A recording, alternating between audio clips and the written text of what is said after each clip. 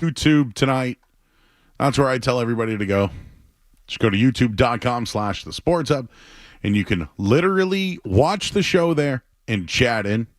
So I read all the chats. You can get it on your television, on your phone, on your iPad, wherever you can download the app. So it's right there. Jeff Williams is in the house tonight. Skaz is on a long vacation. So good for Skaz, and Kevin, our intern, is here tonight as well. The phone number is 617-779-0985. So we did all our housework. We took care of all the business. And, I think the Bruins got forgotten yesterday.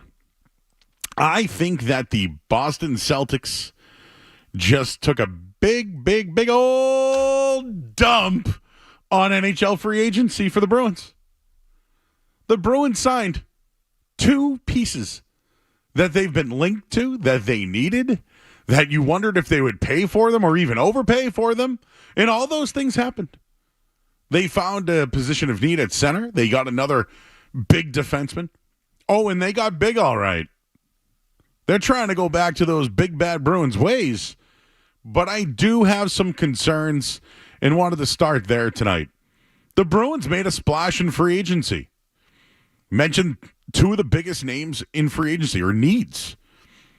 Are the Bruins a better hockey team today than they were at the end of the season? I'm going to say no. As of right now, I say no. They're big, they're physical, but they're slow. They are slow. I'm trying to think of who the fastest player would be on the Bruins right now. I might have to pull out the old, the speed ratings there. Is it Pastrnak? Is there somebody faster? I'll have to look that up. They moved on from fast guys. Jake DeBrusk was one of the fastest guys, right? They traded Lauko as well. Fast guy, big too. So, they have goal scorers, or do they? Because, to me, there's a huge hole at right wing. They didn't fill it. Maybe it's Fabian Lysell, a guy that they drafted in 2021. But if he isn't the answer, then what is? They've had success with young players getting reps. Last year, right? Matthew Poitras played pretty well.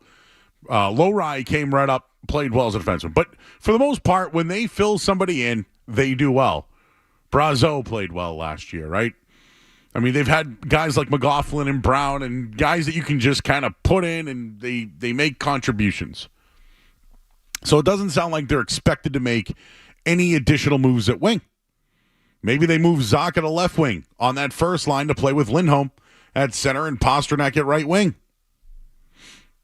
So I'm kind of interested in seeing what Lysell is. Maybe Georgi Merkelov's another guy that could take one of those full-time spots. And I do think that Jim Montgomery might get lost into this as well, where he has worked very well with young players. Going back to his Dallas days, got them to a playoff. Look what they did last year. So he has done well with young players, and I think that's why they brought him here. And I read some things on Fabian Lysell. Said he's taken some really massive steps in his development. And they're hoping he comes into camp confident and reliable and can make plays when they're there. That's what they're asking him to do. So it seems like they're excited about his potential for the upcoming season. The addition to Zadorov, maybe that opens up things for some more defensemen, such as Lindholm and Lowry. Could they get a little bit more offensive? You saw it last year with Brandon Carlo, who played pretty well at the beginning of the playoffs. They're light on speed, and they need a right wing. There's a big hole there. But another thing here is with the Bruins, they keep telling you that their number one priority is retaining Jeremy Swayman, but a deal still isn't done. He was at development camp today. So maybe a deal is close. I don't know. Just me, I would have preferred to get your all-star goalie who had a .933 postseason save percentage. I probably would have locked him up first. That's just me. All this money's flying around and people moving and being traded. I probably would have done that. But again, is there a rush to get this thing done? Is a deal close? I just hope they avoid arbitration. I know a deal will get done. It was reported for 8 years, $8 million before the playoffs. What's the holdup? After signing some fringe free agents yesterday, sounds like they got about $7.8 million. I saw some reports say they have 10, whatever. Maybe some two-way deals aren't counting. I'll have to look into it. But they have that amount of money to take care of business with Jeremy Swayman. Does that mean they're now out on the mix to get another wing, or are they in the midst of maybe making another move? Lindholm would be the guy that I would move on from, personally. But you look at it now, they're strong on that back end. Maybe they think they can get a little bit more out of Lindholm offensively as well, who has been dealing with injuries. So they're going to play it out. And I'm interested in Fabian Lysell. We've heard a lot about this kid for a long time. I like what they're doing here, but are they a better team than they were a year ago? I'm going to say at this very moment, they're not. So what do you guys think about that? It's 617-779-0985. Bruins, again, got kind of dusted. They got dusted by the Celtics with their big news about a sale and free agent signings and Jason Tatum getting a long-term deal and Derek White coming back. I mean, NBA free agency is great, but it absolutely dominated the NHL free agency yesterday, at least here locally in Boston. So your thoughts on the Bees? Are they better now than they were a year ago? Are you happy with their free agent acquisitions? And is there something else you want them to do? 617-779-0985. And, man, number one priority, Jeremy Swayman, huh? When's that deal going to get done? We'll get into Jeremy Swayman, the expectations of his contract, and we'll take a look ahead to the Bruins season as well and their roster. All that coming up next. I'm Joe Murray, right here on 98.5 The Sports Hub. Don't go anywhere. There's more Joe Murray. More Joe Murray.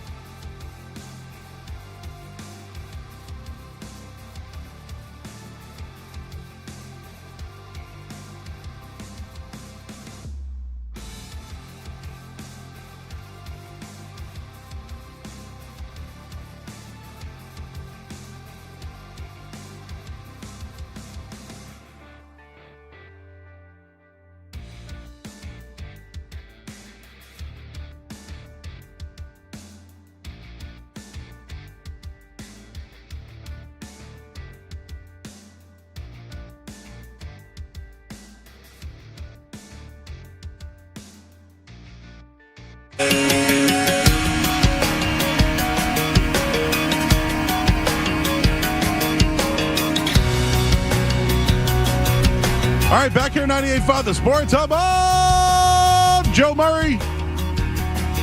With you tonight until 11 o'clock. Jeff Williams is here tonight. No scaz. Everything is blurry when it comes to the Celtics and the Bruins. The Celtics' future, but the Bruins. The Bruins in particular. Who's playing right wing? They had all this money to spend, which they did spend. Last year, they had no money to spend, and somehow they made it work. They made it work last year. They got to the second round of the semifinal and lost to the defending Stanley Cup champions. So now you had money to reload. You had money to reload, and you got two of the top guys in the market. Now, there are some question marks. Lindholm scored 42 goals a couple of years ago, struggled last year, but had a really good postseason. Can he be the guy that just a couple of years ago put up 40 goals? Is he even a 25-goal scorer? He's done it. He's great at faceoffs. That's what they needed help with, right? So he just fits a bunch of needs, but was it an overpay? Personally, I don't care about the money. I don't care about the money. I like the player. The years, well, I guess somebody else is going to have to figure that one out, because I'm curious the longevity here of Don Sweeney and Cam Neely. Were these moves made to go out and make it, these are the needs that the team needs to get better and get over the hump? If they don't, somebody else will be paying those 7-year bills at $7.75 million and have to stick with their $10 million defenseman and Charlie McAvoy, and the other one that makes $6.5 million, and then Zadarov, who makes $5 million, and Carlo, who makes $4 million. There's a lot of money back there. Korpisalo, $3 million a year. A lot of money there. There's a lot of money there. But are they a better team today? That's the question. And right now I say no, but did the little tweaks they make, will we see improvement? And I commend them for what they've done. I do. It got a little bit lost yesterday. It did. I mean, look what Nashville did, bringing in 3 top players. They're ready to go. They're all in. But, these moves, are they better than they were a year ago? Ty Anderson was on with, who was he on with today? Zoe and Beetle. I think Cerrone was in for Zoe. Beetle was here as well with Tim McCone. And he was talking about just some of the moves they've made and where the Bruins currently are. So when you get that, Jeff, let's we'll plot that up in a minute. And I do want to get into the Swayman expectations on a contract. I was reading from Nick Goss, NBC Sports Boston. He threw out a few numbers when it comes to Jeremy Swayman and what that contract could be. So let's hear from Ty Anderson, who was on earlier this morning talking about some of the offensive plans for the Bruins. When it comes to Lindholm, the Bruins feel that if they put high-end talent around him, he can go back to being a point-per-game player like he was in Calgary when he had Johnny Gaudreau and Matthew Tkachuk on his wings. They have David Pastrnak. Pastrnak had an input on this, that, hey, I think this would be a good fit, this would work, and the Bruins want to reward Pastrnak. I think that when you look at Lindholm, right, it's not just the two-way game and winning faceoffs, being a right-handed centerman. It's what he can do in the power play. You put him on the power play, you put him in that bumper, that Bergeron spot, he is now your second best weapon on that power play. The power play was way too predictable a year ago because teams could simply key in on David Pastrnak, kind of like how teams would key in on Alexander Ovechkin during Ovechkin's prime, where they would say, just shadow him, just put 2 guys on him. I don't care. No one else is on this power play is going to beat us. Yeah. And so I think that's sort of where they're looking. They're looking at the trickle-about effect where you have Lindholm on this roster. You have him at center, and what that does is that slots Pavel Zacha back to the wing, where he's a better scorer, better player, plays more confidence. That slots Charlie Coyle down, so he's not a top-line center. He can go back to feasting on second and third pairings, and it just allows you to sort of not worry about that position as much as you were a year ago, where you're like, well, we hope this works. You have more certainty now with your forward grouping and your power play than you did on June 30th, and that was the most important thing for the Bruins. All right, so Ty thinks there's an upgrade there. I mean, he knows more about hockey than I do, but I question it.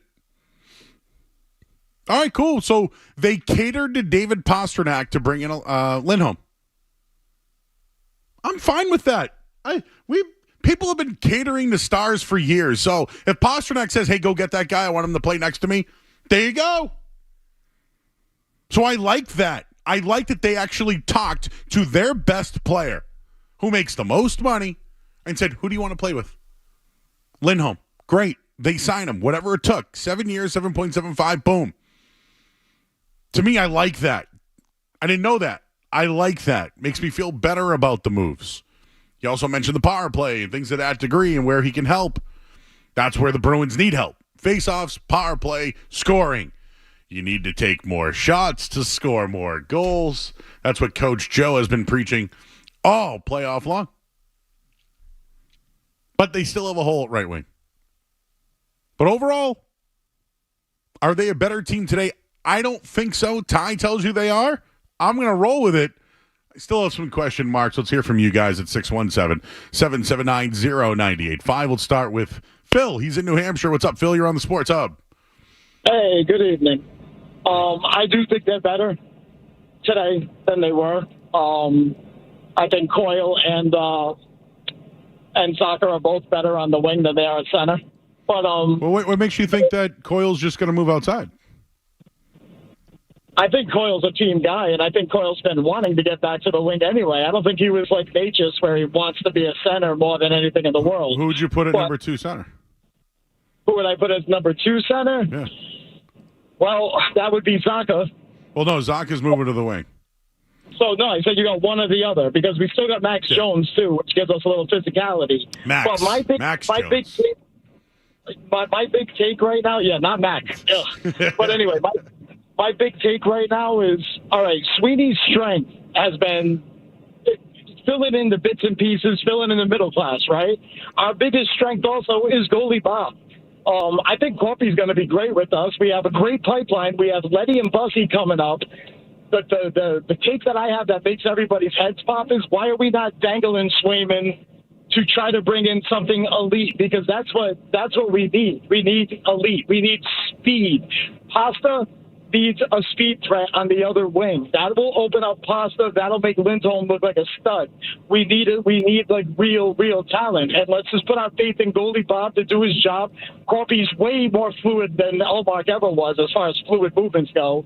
I think he's going to learn backflow pretty easily. And I think we should just feed our strengths and know that our pipeline is sick at goalie. And see what we can get for David Swayman. I'm not saying pull the trigger, but see what's out there. Don't just make it a done deal when our strength is that goal, like the goalie room and the pipeline. I don't know. Call me crazy, but I just think we've been starving for elite talent and somebody who can really break the game and have speed next to Pasta, because we're wasting Pasta by putting him on the ice when nobody else is an existential threat. That's all I have to say. The other man, he's got faith. Just got to have faith. Got to put all your faith in the goaltending. Let me tell you, I don't like the idea of $11 million into goalies. I don't. And I think speed is ultimately going to hurt the team this year. But when it comes to the playoffs, it's a little different, right? It's a more physical game, slower. It's a fast-paced game, but everyone has that extra giddy up. So maybe they'll be fine when it comes to the playoffs, but I think there's going to be some games in the regular season where they look slow. So maybe that's where Lysell can help. I wanted to mention this earlier. I threw this in our rundown tonight, but there are 5 goalies, and he mentioned goalies and having faith in goalie Bob and all that. And listen, Bruins fans, you guys have had faith for a long time. I don't know where it's gotten you. 1 championship in 50 years. That's what faith has gotten you. Go out and get talent. They did it here. Is it enough? There are 5 goalies who will have a salary cap hit above $6.4 million next year. And that group is combined to win 6 Vezina trophies, 3 Stanley Cups. Swayman Well, doesn't have any of that hardware. But he is a good goalie. Over his 3 seasons, he's been very good. And look, he went last year, took a next step. So what does the long-term extension look like for Jeremy Swayman? Cap hit's probably 7 or 8, right? That's where they're at. He's one of the top 10 goalies in the league. He's 25 years old. And he is the backbone of what this team can be. So no immediate rush to sign a guy that's 25 years old, that was an all-star, and was one of the best postseason performers. No rush. No urgency at all. They'll come to common ground at some point, but I don't know.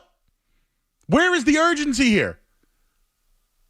Like, I don't want to mess with that guy. He talked about arbitration last year and going through things like that. Take care of him. Maybe something's done. He was at development camp today, like I mentioned. I got another one here on our buddy Bussy, not Boosie.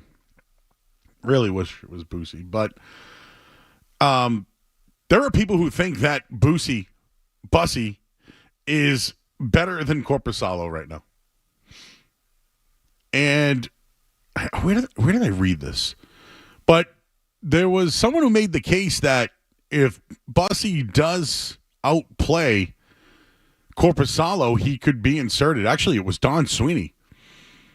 And he said he didn't want to lose sight of Brandon Bussy and what he's been doing and his opportunity. He likes the mature manner that Korpisalo has played. But he wants there to be a battle. And if Bussy does win the battle, Don Sweeney says they have a tough decision to make. So maybe that's something that happens where Bussy does take the next step, wins the battle, and maybe they move on somehow, some way from Korpisalo. I don't think that's what's going to happen, but there is an opportunity there. So at least Don Sweeney has brought up the fact that he likes his backup goaltender, or at least his Providence goaltender, and that there'll be a competition there. Shukri in Philly, what's up, buddy? What's going on, bud? How you doing, my man? What do you think of the signings?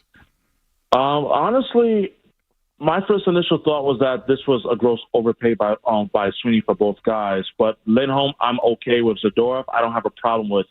But you asked the question in terms of what is the number one concern that I have going into next season, and for me, it's without question secondary scoring. Even though the Bruins, they got bigger on the blue line. I mean, you look at the size of the blue line now with the addition of Zadorov. I mean, no one is shorter than 6'1". Where is the secondary scoring going to come next season outside of that top line? And that's something that I think on the Bruins, and I was saying this yesterday, that they still need at least minimum one more winger. And unfortunately, some of the best options available have now dwindled down due to the fact that they've gotten signed. Adam Henrique just got signed, and as well as Jeff Skinner, he just got signed today as well. So if I'm the Bruins, yeah, you got bigger in terms of size, especially for your defensemen. I mean, your goaltending with Jeremy Swayman obviously should be more than good enough to help this team contend, but you still need secondary scoring, and that's something that I am concerned about. Sure, you know anything about Fabian Lysell or Georgi Markarov? Lysell, the only thing that I know of is that he does have potential, but there is concern in regards to his injury and him being able to take that next step as well. And it's a big if either Lysell or Merkulov can take that next step next season. I just think that that's a huge gamble to take if you're Don Sweeney, because right now, again, like you look at the Eastern Conference in terms of Florida or even like Tampa Bay. I mean, that's a mountain to climb, especially if you're waiting for those guys to develop. And there's no guarantee whether they will take the next step, and who knows what the options will be available at the trade deadline. Yeah, he had that upper body injury at the end of May last year. So correct. But yeah, I was reading Adam McQuaid had some quotes that just said they just want him to be reliable. So he probably has a lot of talent. They just, he just kind of has to put it together. Be reliable and be available. That's going to be the key. Like without availability, like you're no use. That's no shot at Lysell at all. All right, Shu. Appreciate you hearing from you, man. Take care, bud. Anytime, my man. Take care, bud. All right, Shukri. Calling in. Tommy's in Winchester. Hey, Tommy. Hey, what's up, Joe? What's going on, man? How you doing? How you doing? I'm doing good. I was at the coach show a couple of weeks ago. I got a nice TSA 9 Drakey Maye from you. Ah, I know who you are. Yep. Dude, I'm looking to get another card. Well, I'm looking dude, for a. I'm looking. You said you had some more, right? I just might. You never know. But I'm looking to get another one, maybe a 10. I'm looking to spend a little more money and get a 10, I think. Okay. Well, this is what you have to do. You got to find one and then go out and get it graded. Or you could pay for one. Search some sort of field, you know? I could, but I want to give you the business. You know a guy? I like giving you the business. You know a guy? You're my guy. You're my guy. You're my guy. Hey, there's going to be a big show coming up this summer. You'll know where to find me. Thanks, Tommy. By the way, I have some Drake Maye stats that came out today. They actually made stats on Drake Maye. Met me at a card show. He wants another Drake Maye card. I don't know. I don't know how many Drake Maye 10s are just popping up, PSA 10s. I don't know.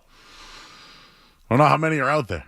Anyways, Celtics making moves. Bruins on the table. I'm Joe Murray. Let's get to the headlines that I didn't write. Sports Hub headlines. Hey! The Celtics made a move today. Xavier Tillman back. 2-year deal. They're running it back with the whole entire group this year. What else is going on today? The Red Sox, they're in action. Taking on the Marlins. And right now, the Red Sox lead 2-0. In the top of the fourth inning, Cutter Crawford is on the mound. And Rafael Devers, a 2 RBI single. Headlines. They are brought to you by our good friends over at Valvoline Instant Oil Change. Enjoy quick and convenient vehicle maintenance this month. Visit NewEnglandOilChange.com for 15% off your next drive through oil change. At Valvoline Instant Oil Change, now open at Rainham, Reading, and Braintree. I'm Joe Murray. Your next update in 30 minutes.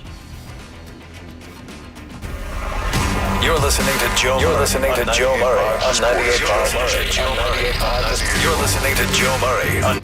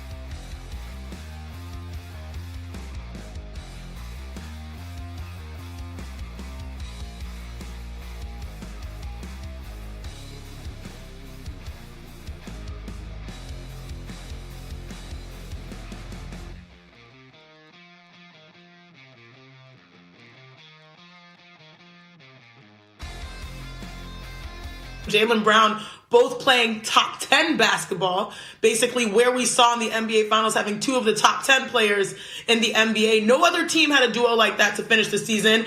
I did vote Jason Tatum first team All-NBA. But here's my list, okay? So if we're going to go top 5, right? Nikola Jokic, obviously, Mr. Triple-Double. Luka Doncic, who led the league in scoring at 34 points per game. Giannis Antetokounmpo, who averaged 30 on 60% shooting. I know there was a lot of criticism in Milwaukee, but still, those numbers are insane from Giannis. SGA has to be in the mix, one of the most efficient guards. And then that leaves a final spot that is up for grabs. And I think it's very difficult because Jason Tatum right now, based off of how we finished, I think he takes a lot of criticism, but his consistency needs to be respected. In the postseason, I believe he averaged 25, 9, and 6. In the regular season, 27 and 8.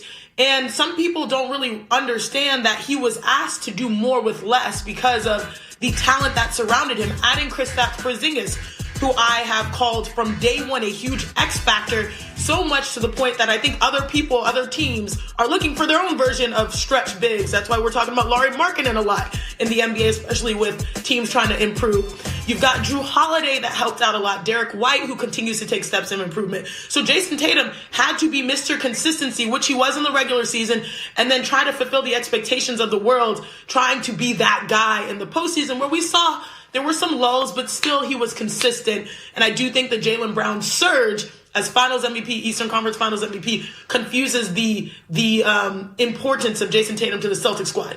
The only caveat I had, the only thing that can make Tatum out of top 5 get bumped out to me is the Joel Embiid factor. Joel Embiid averaged 34, but only played 39 regular season games. So if you have to take one person off, if Joel Embiid was healthy, then maybe you'd say, okay, I'm not sure if Jason Tatum is in the mix based off of those other guys that I mentioned. So overall, yes, where we finished the season, top 5. And I do think that the confidence he built from winning a championship will solidify that for the Celtics in the years to come. Faith. Yeah! Yeah! Yeah! The caller mentioned faith in the Bruins. You've had faith in the Bruins for 50 years. You've won once. Once in 50 years. Not to, make you doubt your faith or anything like that. It was a really long clip that we played today regarding Jason Tatum. And somehow he's not better than Joel Embiid. I couldn't really understand that. We're comparing Joel Embiid to Jason Tatum. Joel Embiid's a great player. Great player, former MVP of the league. But that's what you're doing today? Joel Embiid, I don't even think you can compare the two because Embiid doesn't play on a nightly basis, and the one great thing that's about Jason Tatum is he plays almost every single game. The guy doesn't want to come out. So if that's what you want to throw at me, oh, Embiid's better than Tatum, let's just start with who can be on the court first. And fine, if you want to challenge, Embiid's a great player. Fine.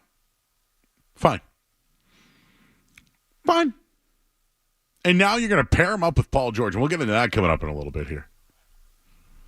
I got some thoughts on it. But what's the likelihood? I wanted to throw this one out there tonight. What's the likelihood that both Jason Tatum and Jaylen Brown finish out these contracts with the Celtics? 50%? 60%? 100%? Like, where are you at on it? The Celtics are for sale. They have 2 of the best assets on the same team in the NBA. Under contract for years to come. Derek White signed a max contract. He could have got more if he went to free agency. But pretty good deal for him. Maybe Sam Hauser's next. He's due for a 4-year, $78 million contract. The team's running it all back. They brought back Xavier Tillman today on a 2-year deal. Luke Cornett's back. Neemias Quete is back. The only one I think that isn't back right now is O'Shea Brissett and Mikhailuk. They're the best team on paper in the league while the rest of the NBA is chasing them. And it's just, the more I look at it here, 6 years. there's been a different champion in the NBA. The way that they're set up right now, why can't they win another championship? Like, I look at Denver, for example. They lost Bruce Brown. Jamal Murray was hurt during the season. Aaron Gordon regressed. Michael Porter Jr. wasn't as good as it was a year ago. Can the Celtics have these same issues? Like, Luke Cornett's back. Is he going to give you the same thing he did last year? Xavier Tillman's coming in. Can he fill that role too? There's a lot of question marks. Is Jason Tatum fully healthy? I just went on this whole he plays every single game, but he didn't shoot the ball well in the playoffs. Was there something there? Leg, foot, wrist, hip, whatever. If the team does run it back and win back-to-back to be the first team in 6 years to win back-to-back championships, that would certainly help the sale of the team, right? But I asked the question, what is the likelihood of both Jason Tatum and Jaylen Brown finishing their contracts with the Boston Celtics? I'll tell you right now, I don't think they both finish here. I probably don't want to start that tonight, but I just want to put it out there. Right now, this team has a window. The future is certainly up in the air, and Jason Tatum even talked about it today. Quote, at his JT Elite Camp in Vegas. I want to go to JT Elite Camp in Vegas. What do they do? Anyways, he told Sports Illustrated, Chris Mannix said this earlier, he was shocked to learn of Wyc Grousbeck's intentions to sell his stake in the Celtics. As to the next owner, Tatum said he hopes the foundation and the structure doesn't change. What we built, what we have, it's a great thing. I don't want things to change. You know what I love that he said there? What we built. What we have. Love that coming from Tatum, but now maybe he's wondering about who's next. The foundation, the structure. Curious about the next owner of the team. And this is why I bring up, what's the likelihood that both Jason Tatum and Jaylen Brown finish out their contracts? We'll have that on the table for you at 617-779-0985. I know it's vacation week, everybody. Can already tell. My ride in was really easy today. See some people in the chat right now. The brokerage babe made a peach cobbler. Good for you. Chuck Olson, the window is open. Drive through. Crazy Joe Mazzulla isn't going anywhere. Joe Murray thinks the Pats will have the worst record in the NFL this year. I said that. There's an article on 985thesportsup.com that even has it in words, Jeff. Well, I mean, you're not the only one. Vegas has them listed as the favorite. Call me crazy. Call me crazy.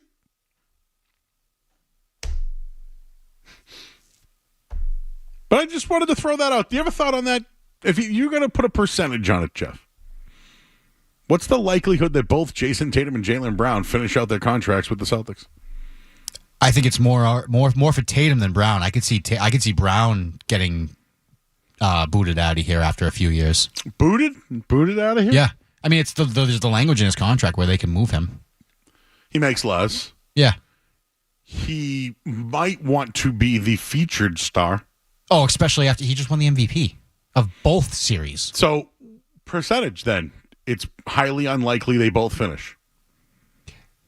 Yeah, and it hurts me because I don't want to see Tatum leave. I really like Brown, but I just feel like I feel like they will do whatever they can to keep Tatum, to cater to Tatum. I think they'll appease Brown when he's finally like, you know what, I need to go be the big dog. All right, else. dude, go ahead. You're gonna be 30-something years old, prime of your career. Just get some rings here, brother. That's all I ask. Here you go. Thank you for your services. Now give us a lot of talent in return. Or lots of picks, and just do it all over again. Yeah, exactly. The likelihood, though, of them both staying, percentage is very low.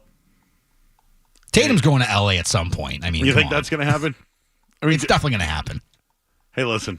I always thought Tom Brady would be in New England. Right? You know what's funny? We could do that tonight if you want to have a little bit of fun with it.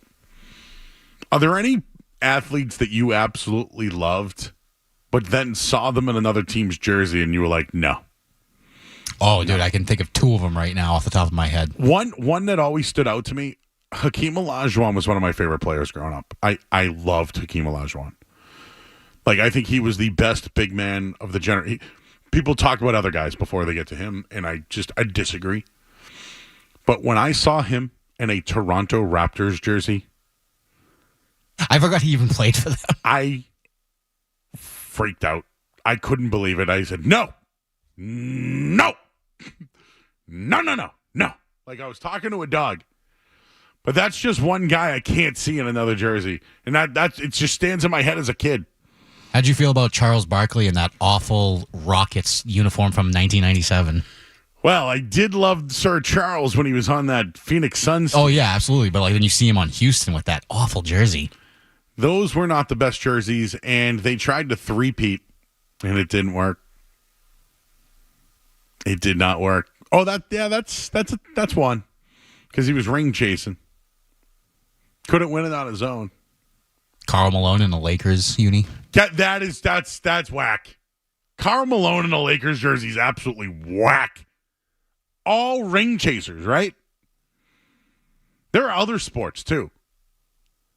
I remember buying the Joe Montana 19 Kansas City Chiefs jersey. I remember that. Anyways, we can do that tonight. That's on the table. Players that you would hate to see or that you have hated to see in another uniform. The other night we did players that got traded that played on teams that never played for the teams. Like, who's it? Oh, Drew Holiday for the Portland Trailblazers. Did they ever make a Drew Holiday jersey? Probably not. Like, did he ever have a number? Like Carmelo Anthony, didn't he get? I forget where he got traded once. Just never played for them. You think anyone has a Joe Johnson jersey? Kevin just brought up. The Joe Johnson from the Celtics? Yeah. Number 55? I saw Baylor Shireman's going to be wearing 55 is what I saw. He's very excited. He saw a Romeo Langford jersey last night when he went to Raw. Oh, God. Oh, Raw. We got to get into that later on. The people were out in Boston last night. Jordan on the Wizards, says Derek. That's Curtis. a good one. Gretzky on the Blues. Who's that? Oh, Gretzky on the Blues out. No. No. It's even a bit of a culture shock seeing them in the Rangers jersey, but I like the Rangers sweater, so I mean. Do you know it's one that we have in our building? And someone just threw it in chat. When Shaq was on the Celtics.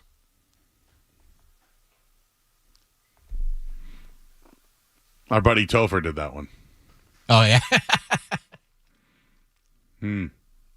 Anyways, we're here until 11 o'clock tonight. Jeff Williams is here. We got Kevin, our intern, as well. I'm Joe Murray, and who's chasing the Celtics? There was a big move today and potentially a move that could affect the Boston Celtics. We'll get into all that coming up next here on 98.5 The Sports Hub. More Joe Murray coming up on the Sports Hub.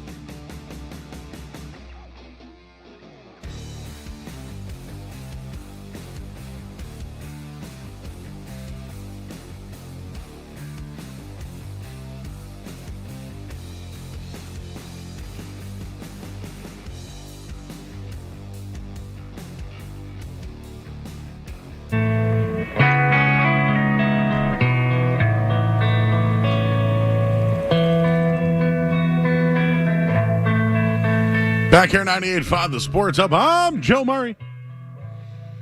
I haven't looked at my Twitter all day. At Joey Murr, JoeyMurr on X.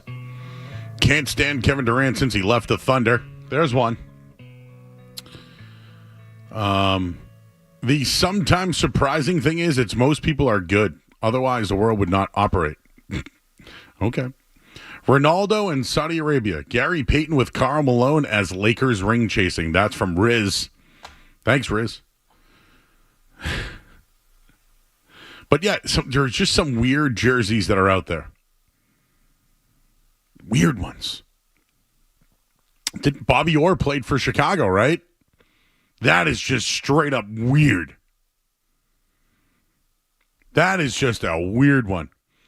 Who did Dwayne Wade play for the Cavs? Who remembers that? There's one there. Anyways, we'll take in those all night long. I mean, I got plenty of sports takes. We got John Serenides calling in. New England Football Journal. We'll get caught up on some of these Drake Maye odds that are out there and what's going to happen at camp. So we'll do some Patriots stuff tonight. And then we got more on the Celtics sale. We're going to talk to Eric Fisher. He's big into the whole business world and ownership stakes and whatever. And we're going to talk to him later on tonight as well. Phone number 617-779-0985. So a couple of big things happened today in the NBA. Donovan Mitchell staying in Cleveland, which some people are surprised. I thought he might have been linked to Miami. So that makes me wonder what's next for Miami. I'm also wondering what's going on with Milwaukee. They've done nothing. And then today, DeMar DeRozan's name came up, and I'll tell you this much. Say what you want about DeRozan. That guy has been nothing but consistent in the NBA. He's an all-star. He's a fringe, all-NBA guy. He's like one of those fringe players, so dominant inside the paint. But looks like Chicago may be in rebuild mode after trading Caruso for Giddey. Hated that move. But now where does DeMar DeRozan end up? And I'll tell you, if he plays with Miami, with Bam Adebayo and Jimmy Butler, that's good. Does Milwaukee have anything they could give up to get DeRozan in there? The other thing is this. Orlando is spending a ton of money. They just brought Mo Wagner back today. Paul George goes to the 76ers, the Nova Knicks, right? I still think Indiana is the closest team to the Celtics. They're a high-scoring team that can defend late, and I think they're the best team. And today they made a move that I think the Celtics could have been in on. Center James Wiseman agreed to a 2-year contract with the Pacers today. The former number 2 overall pick. I thought he was someone that could have fit here. But I just wanted to bring this up one more time. This is how the end of the season, or at least at the end of the year, Boston was in first place, and the team that was right behind them was 15 wins behind, excuse me. It was New York, Milwaukee, Cleveland, Orlando, Indiana, the 76ers, and Miami. All of those teams finished within 4 wins of each other. And those are all the teams making moves right now, right? Miami's sitting tight. Milwaukee's sitting tight. Cleveland gets Donovan Mitchell. Orlando has spent a ton of money. Pacers today get Wiseman, but they've locked up most of their group. 76ers get Paul George. Right? Bridges goes to New York. They're all battling it out against each other. So I don't even want to bring up that they're chasing the Celtics. They're all chasing each other. They're all 4 games apart last year. So Milwaukee has been quiet. Miami's been quiet. DeMar DeRozan's the name. And I'll bring up one more time, I think Kevin Durant's on the move. I don't know where he goes. But I feel like Miami's in the mix. And I think DeMar DeRozan would be a hell of a move for them, and it would put them right back in the mix, maybe above some of these other teams. So we'll get into more Celtic stuff throughout the night, 617-779-0985. But the Patriots have re-signed another player. Another one gets paid. We'll tell you who that was coming up next. But first, let's get the Sports Hub headlines. From the Town Fair Tire Studio, the Celtics, the Patriots, the Bruins, to FM and HD Boston. 98.5. The Sports Hub. The Beasley Media Group station. Sports Hub headlines. Red Sox have a 5-1 lead right now over the Marlins in the top of the sixth inning. It's 8 o'clock and the game is in the top of the sixth inning. What's going on there? I love it. Rafael Devers, 2 RBIs. Ceddanne Rafael, a homer to the left. A 3-run homer. Dong, as we like to call it. Cutter Crawford, 5 innings, 3 hits, 1 earned, 6 strikeouts. Not bad at all. The Celtics have re-signed one of their own tonight.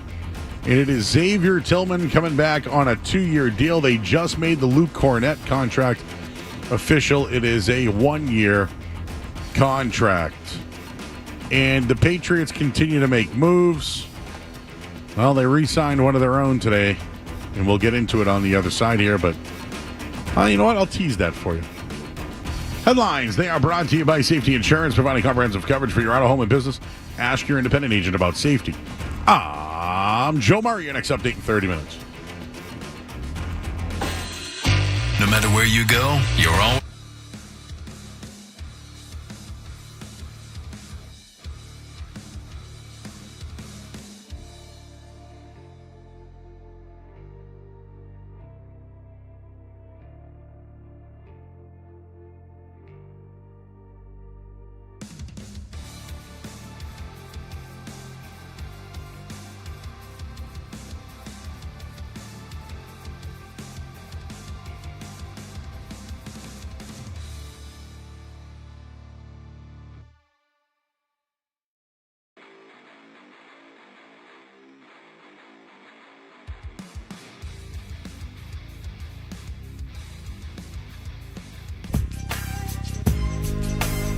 Six 617-779-0985. Ray Bork finishing his career with Colorado. That was tough. I can't believe I missed that one. I was happy for him, though. Oh, yeah, absolutely. I see him now, and I go, good for you, man. You made the right choice. I like Ray. Good friend of the program.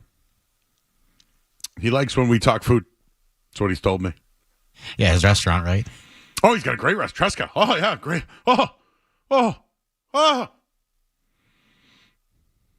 But they make some things on that menu. Whoo, baby. Let me tell you. Get into that later. Dwayne Wade in a Bulls jersey. Whoa. Another one I completely forgot about. Whoa. We're going to do this all night long. That is a weird one. We're just doing, basically, have only really done NBA. I know we've thrown some off. Like the Bobby Orr one, that one throws me off. I have a trading card of Bobby Orr in Chicago. Like, who wants that?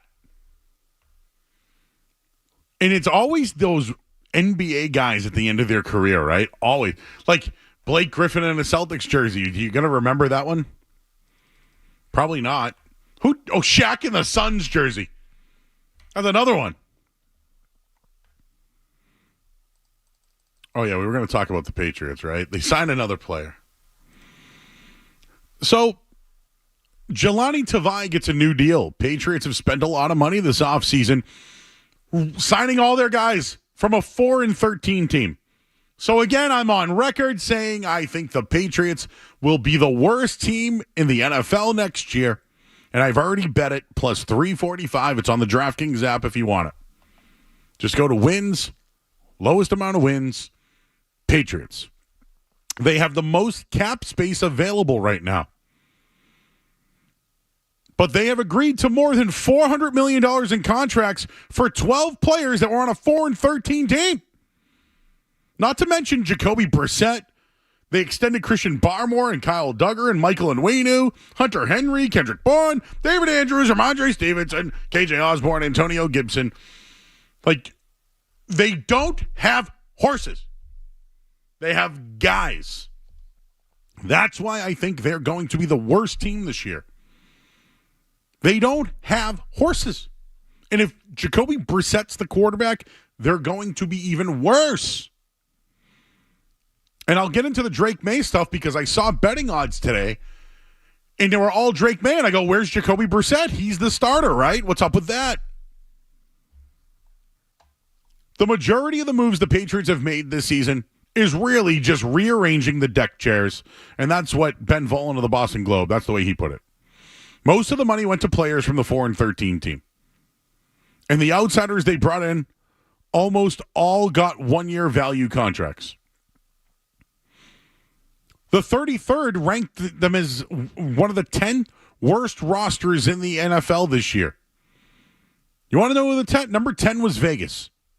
Number 9 was New Orleans. Number 8 was the Chargers. Number 7 was the Titans. 6 was Washington. 5 was Carolina. 4 Arizona. 3 Denver. 2 the Giants. And number one, Patriots. They sucked last year. Bill Belichick had a decent defense, right? Several starters. They'll be back, blah, blah, blah. Belichick's gone. Gerard Mayo's in. One would assume that's an improvement, right? Can Gerard Mayo coach? We don't know. Did Gerard Mayo call his own defense? We don't know. Can he coach? I don't know. Right, this offseason, they tried to revamp the roster. They didn't want to pay. They didn't want to spend the money. Their offensive line is a major question mark. Cole Strange not going to play. Say what you want about it. That's a loss for this team. But Layden Robinson, Caden Wallace, are they just going to jump right in as quality starters? The roster has no high-end playmakers. They have no high-end playmakers. I call those horses. High-end playmakers. They have none. They have none. Years of bad drafting, worrying about your scheme. They have, I mean, the closest Pro Bowler they have, Matthew Judon was hurt a year ago, and he's getting older. The 33rd has them as the worst roster in the NFL. So I'm not the only one saying it.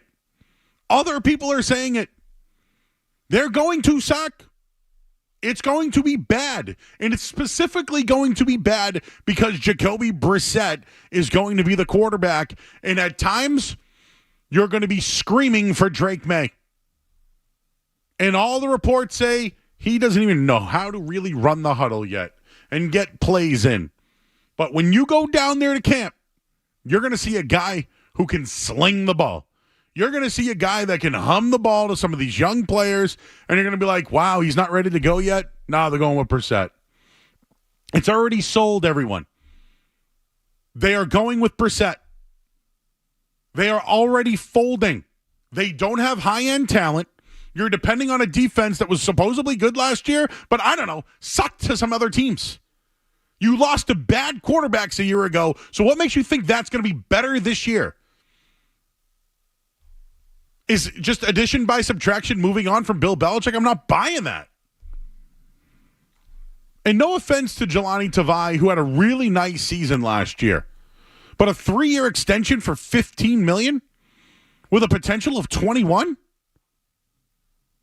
This guy was a failed second-round pick with Detroit, who's been a fine linebacker here. He's fine.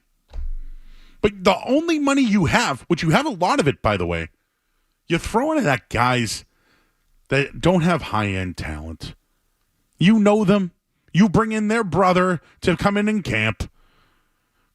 He gets a little bit of a bump. Yes, he's a starter. They found a guy that another team couldn't do something with, and they do it here. But $15 million? Jelani Tavai? But you wouldn't give an offensive player 21? High-end talent. Horses. They don't have any. That's why they're going to be the worst team in the league. Not to mention Jacoby Brissett at quarterback. Your thoughts at 617-779-0985. All right, what should I take here? A story about Carlton Fisk or the top 10 worst NFL teams?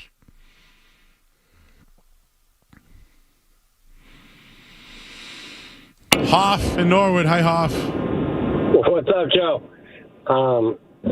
I was maybe 6th, 7th, 8th grade, and I won tickets as a newspaper boy for the Daily Transcript. And I take my dad to the Red Sox game from the tickets I won. And they're playing the Chicago White Sox. I'm having a good time. The game is boring. Middle of the game, pitcher comes in from the bullpen to go to the home plate. And all of a sudden, like, my dad's the only person in Fenway Park, stands up, just starts clapping. Like, in the shoulder, he goes, stand up and show some respect. I'm like, okay. And lo and behold, I didn't realize that was Carlton Fisk in his, like, later years. And one of my dad's faves, and it tore him up, seeing him in a different uniform. Oh, seeing him in a White Sox uniform. Yeah. Did you know that Carlton Fisk played more years in Chicago than he did in Boston? I did. I talked to my, yeah. I have his baseball cards.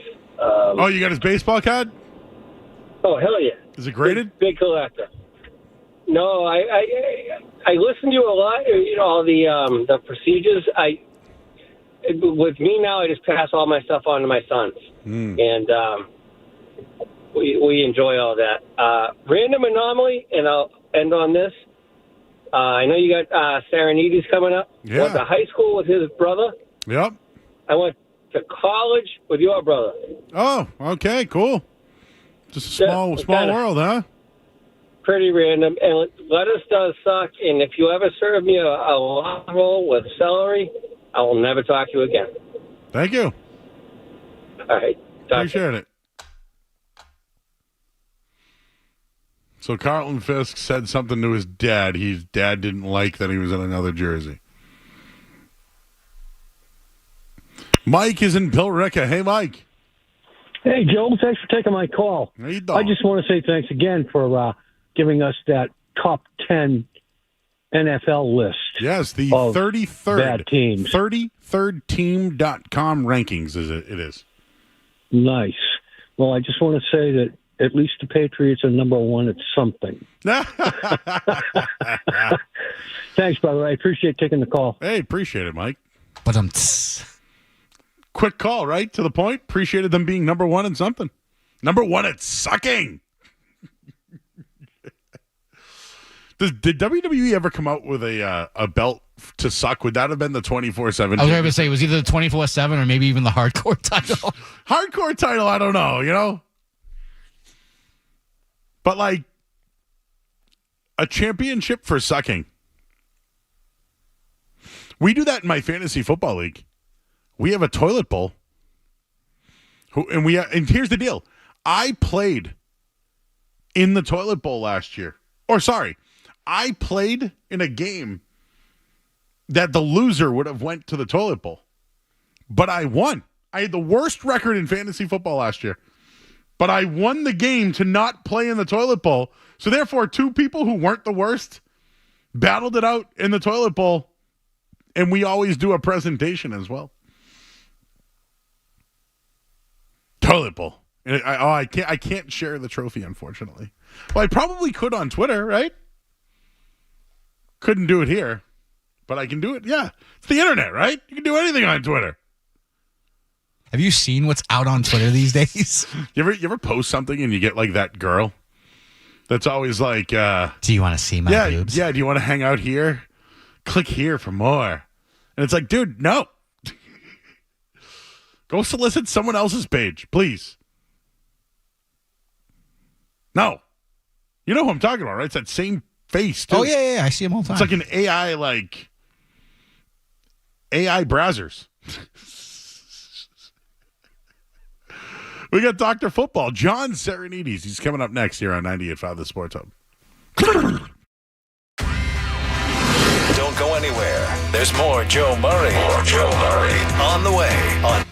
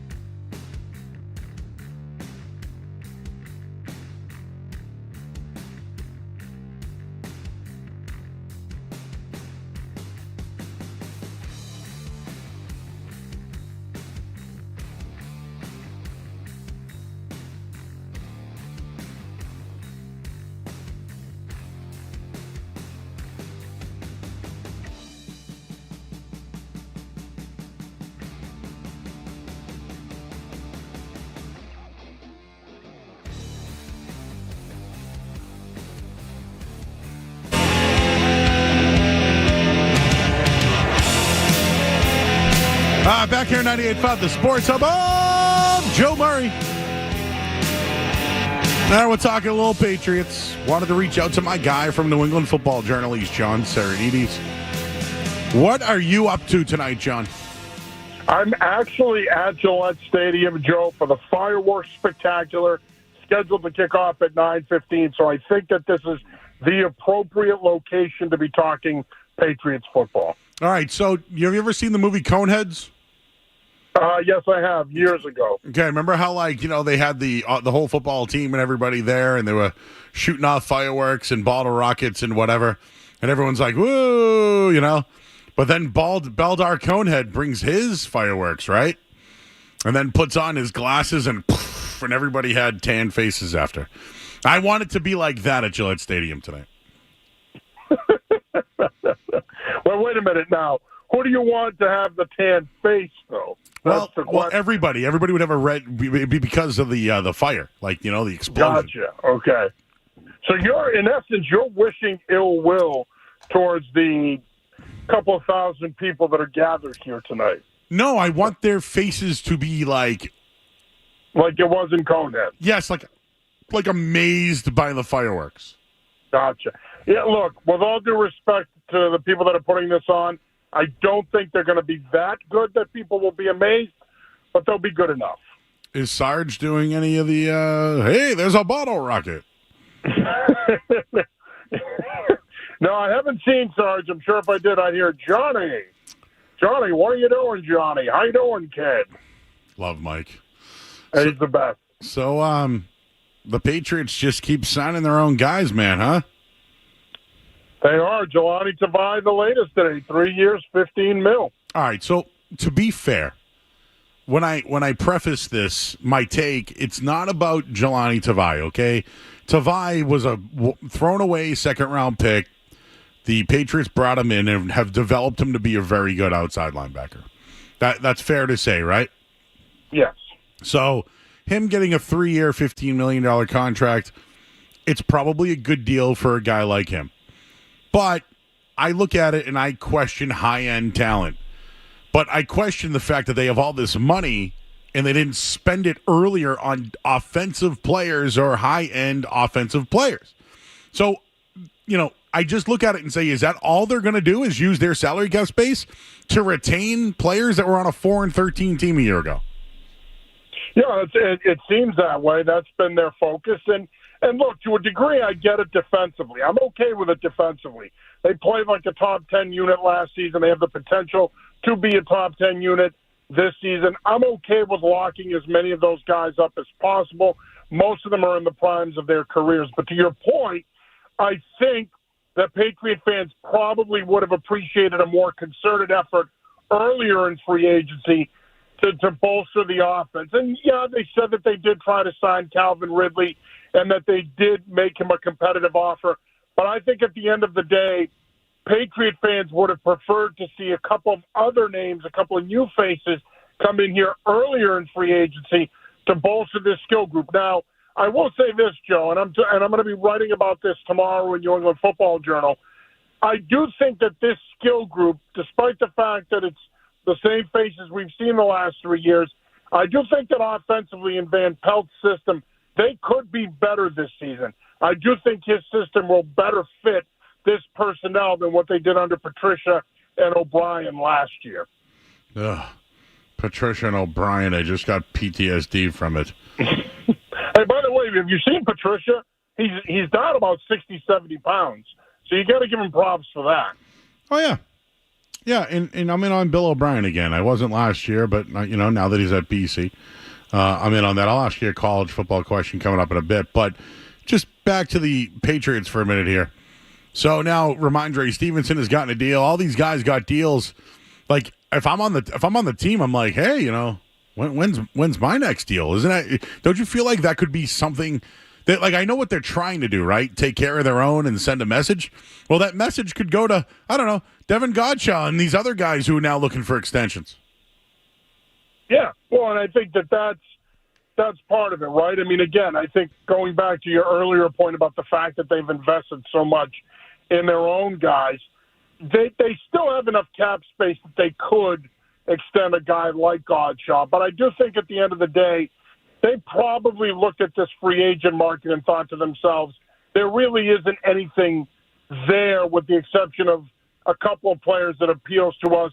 Let's try to find guys that fit the system, and let's try to retain as many of our guys as we can. And I think a lot of this, too, look, say what you will, but there is an internal belief within this organization that a lot of what has happened the last 2 years has been bad decisions in terms of coaching and some of the way they've used personnel. And apparently Maye and his staff believe that they could squeeze a little bit more juice out of this orange than this organization has the last couple of years.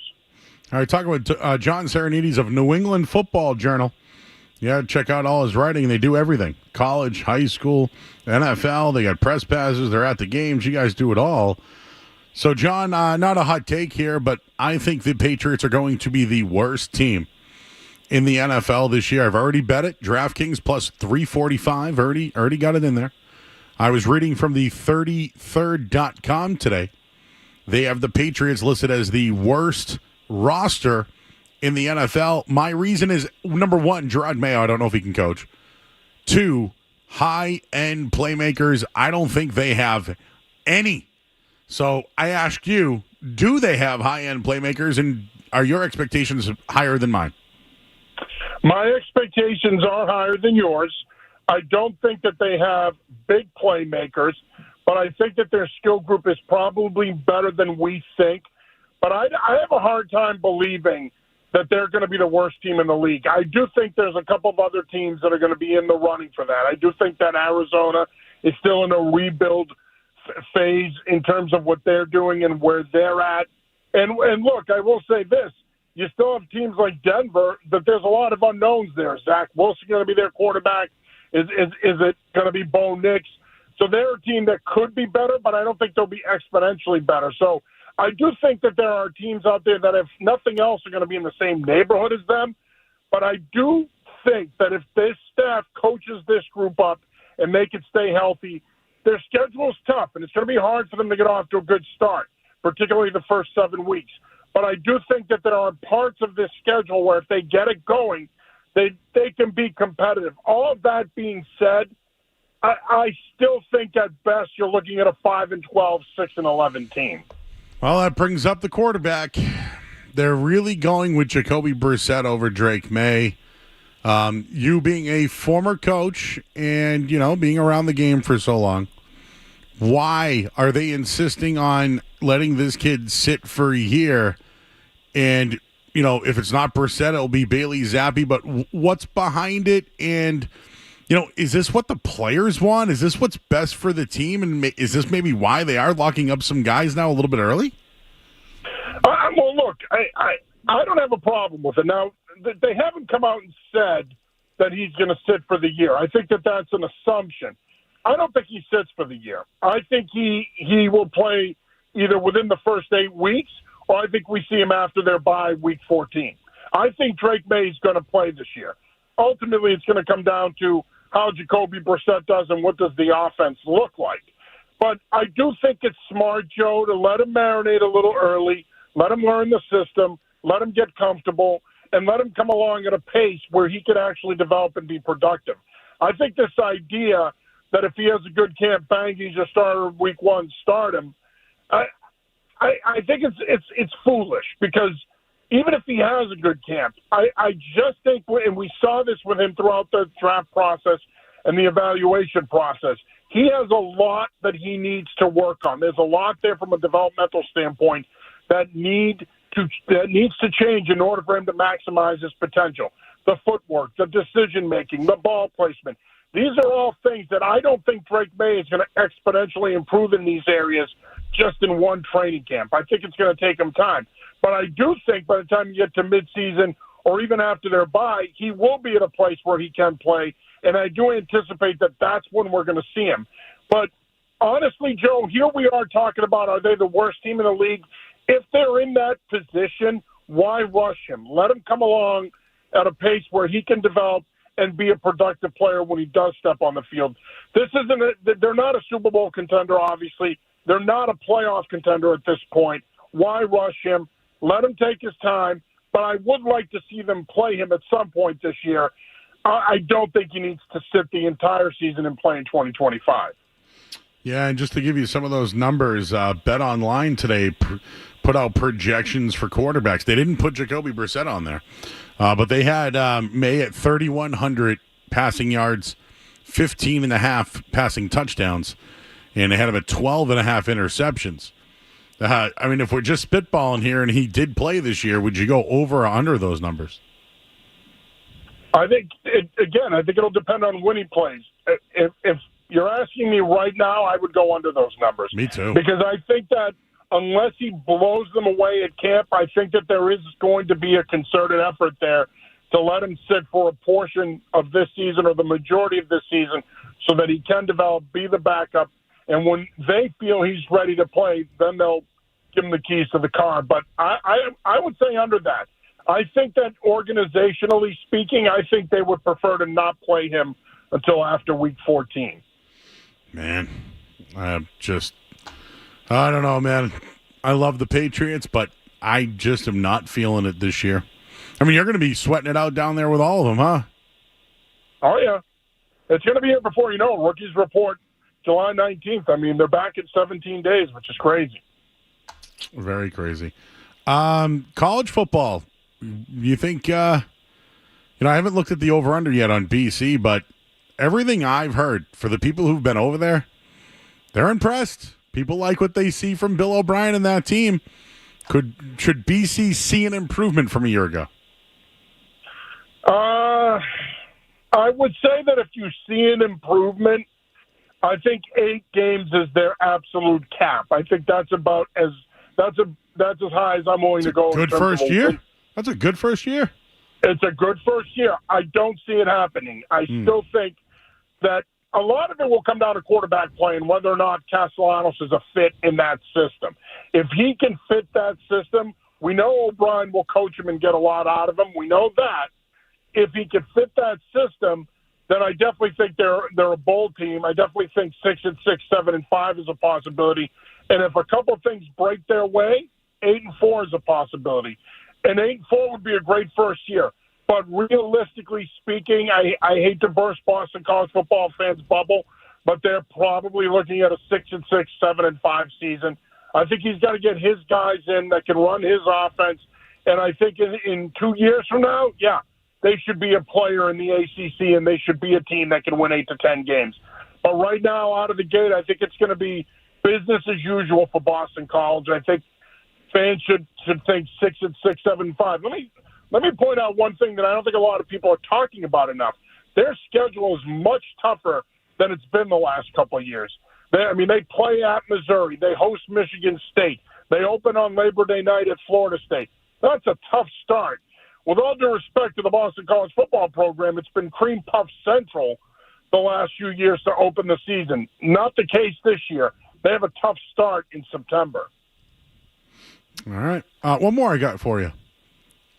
Do you think Tua Tagovailoa gets an extension? And if he does, what's the amount?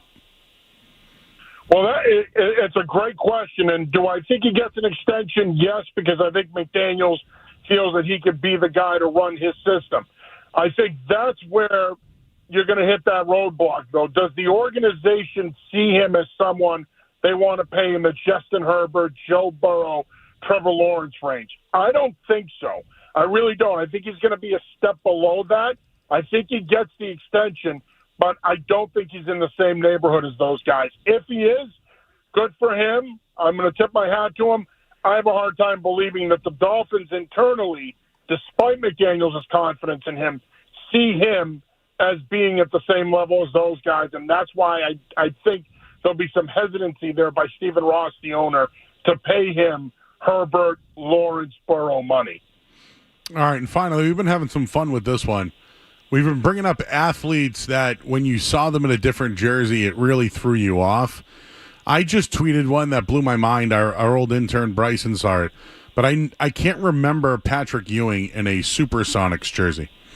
I mentioned Hakeem Olajuwon in a Toronto Raptors jersey. It's just I can't do it. But do you have an athlete that you just, when you saw him in that jersey, you couldn't believe it? Well, I mean, this is an obvious one. Obviously, Michael Jordan in a Washington Wizards uniform. I mean, it made no sense to me. On a personal level, the first time I saw Patrick Roy in a Colorado Avalanche uniform, it crushed me. He's my favorite hockey player of all time. He's the reason I'm a Montreal Canadiens fan. And after they traded him in 1995, to see him in that uniform for the first time, it stung because I loved him so much. He's my favorite player of all time, favorite Hab of all time. But another one that I think, and I'm going to go way back here, but another one that really resonated with me was the first time I saw Joe Montana in a Chiefs uniform. Yep. It just didn't look right. You know what I mean? Because when you think of these guys, they're embedded in your memory in that one uniform that they had the most success in. And when you see them play somewhere else, it really sticks with you. And it wasn't as common back in the day as it is now. I mean, look at LeBron.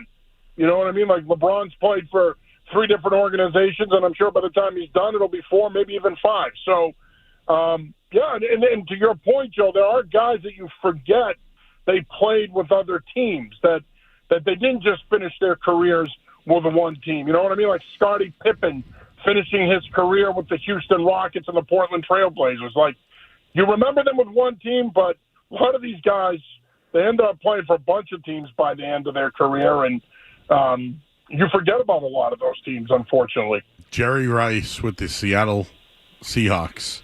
And he wore number 19. Actually, hold on. He played for the 49ers, Raiders, Seahawks. He finished his career with the Broncos. Wearing number 19. Yeah? Gross. Yeah. You'll forever remember him as a 49er, but he played for 4 teams. It's the one thing. But I will say this. I think a lot of people feel that that's kind of a modern thing in pro sports with star athletes playing for multiple teams. But even if you go back into the 60s and 70s, I mean, Joe Namath finished his career with the Rams. Johnny Unitas with the Chargers.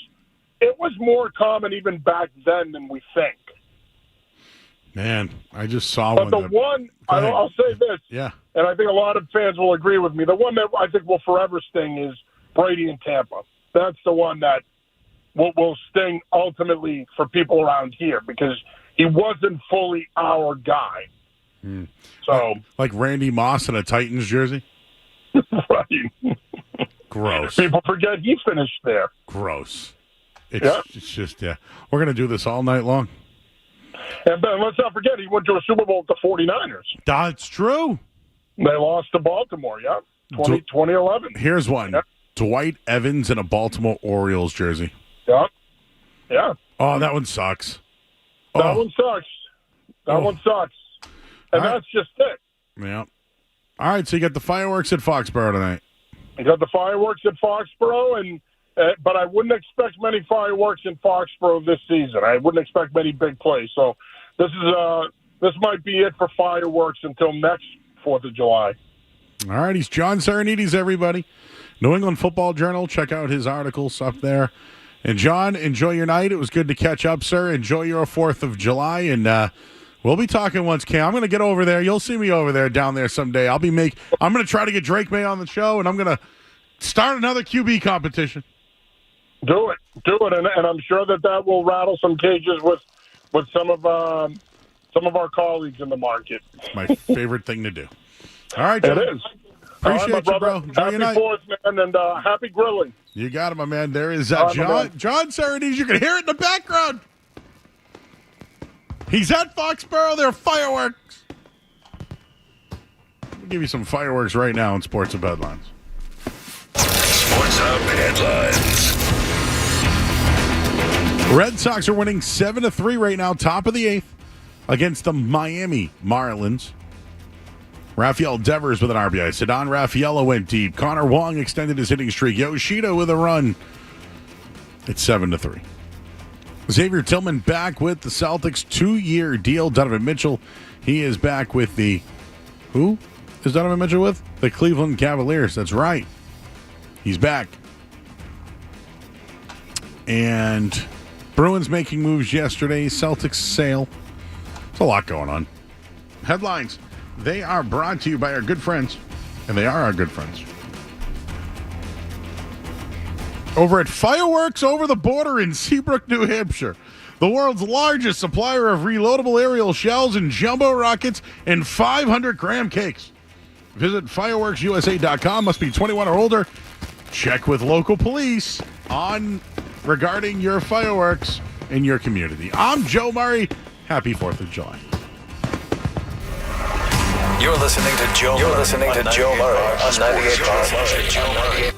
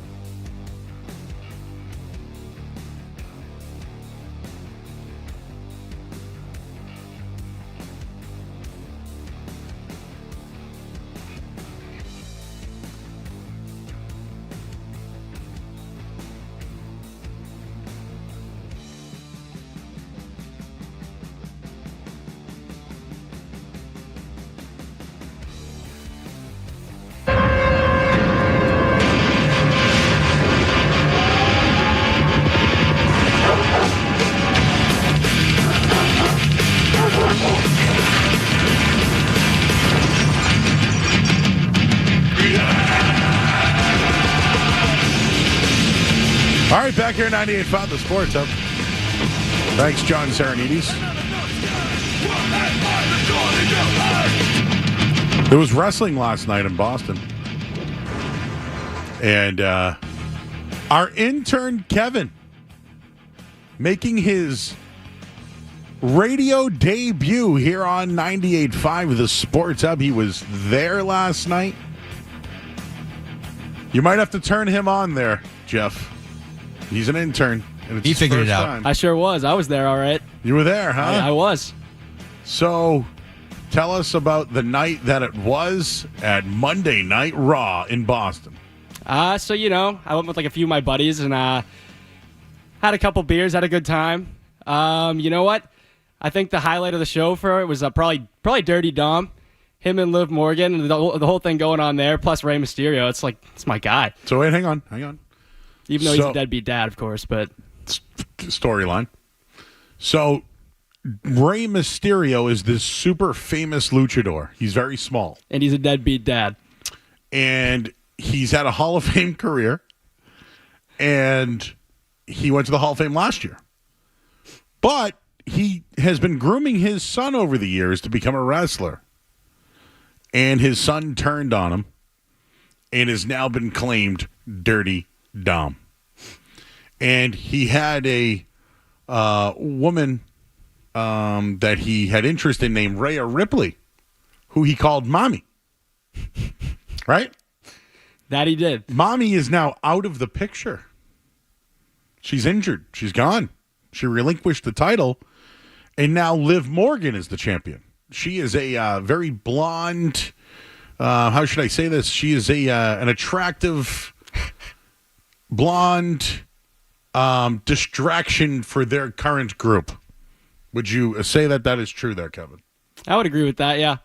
And she is That's how you want to put it. She's and the name of their group is again? Judgment Day. The Judgment Day. Okay. And the Judgment Day is led by Damian Priest, and they had Finn Balor. But now Liv has been hanging out in their locker room. And I think it's bringing tension to Finn Balor. That she has. And it's bringing tension to one Dom. Right? All kinds of tension for Dom. But I would say unfortunately, but I don't really know if that would be accurate. Okay. So that was the highlight of the night, was when they've been making it, and it's scripted or predetermined. It's real to me. Yeah, it's real to me too. But last week, it was Liv who ended up on top of Dom, and this week it was Dom who landed on top of Liv. And that got a rise out of you. Oh, I was accidental, that for sure. I don't know. I know the type of game Dom's playing, and you know what? I don't blame him. Game is game, but and I was happy to. It was unfortunate to see that he got beat by his deadbeat dad, but other than that, that was a good segment.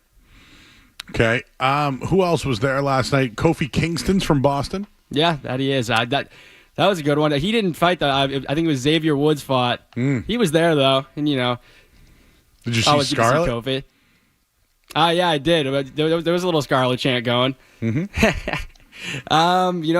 The Sheamus versus Drew versus what's that other dude's name? Like the Ela Dragunov or whatever. Yeah. That was probably the best. That was probably the best match. Triple threat match. Yeah, I was happy to see Drew win that one. Oh, Drew won. I didn't know. Okay, I was going to watch that later on. Well, I know it's okay. Spoiled. It's okay.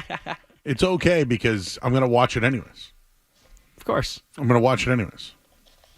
So, what else happened? Did you run into anybody? Were there John Cena chants?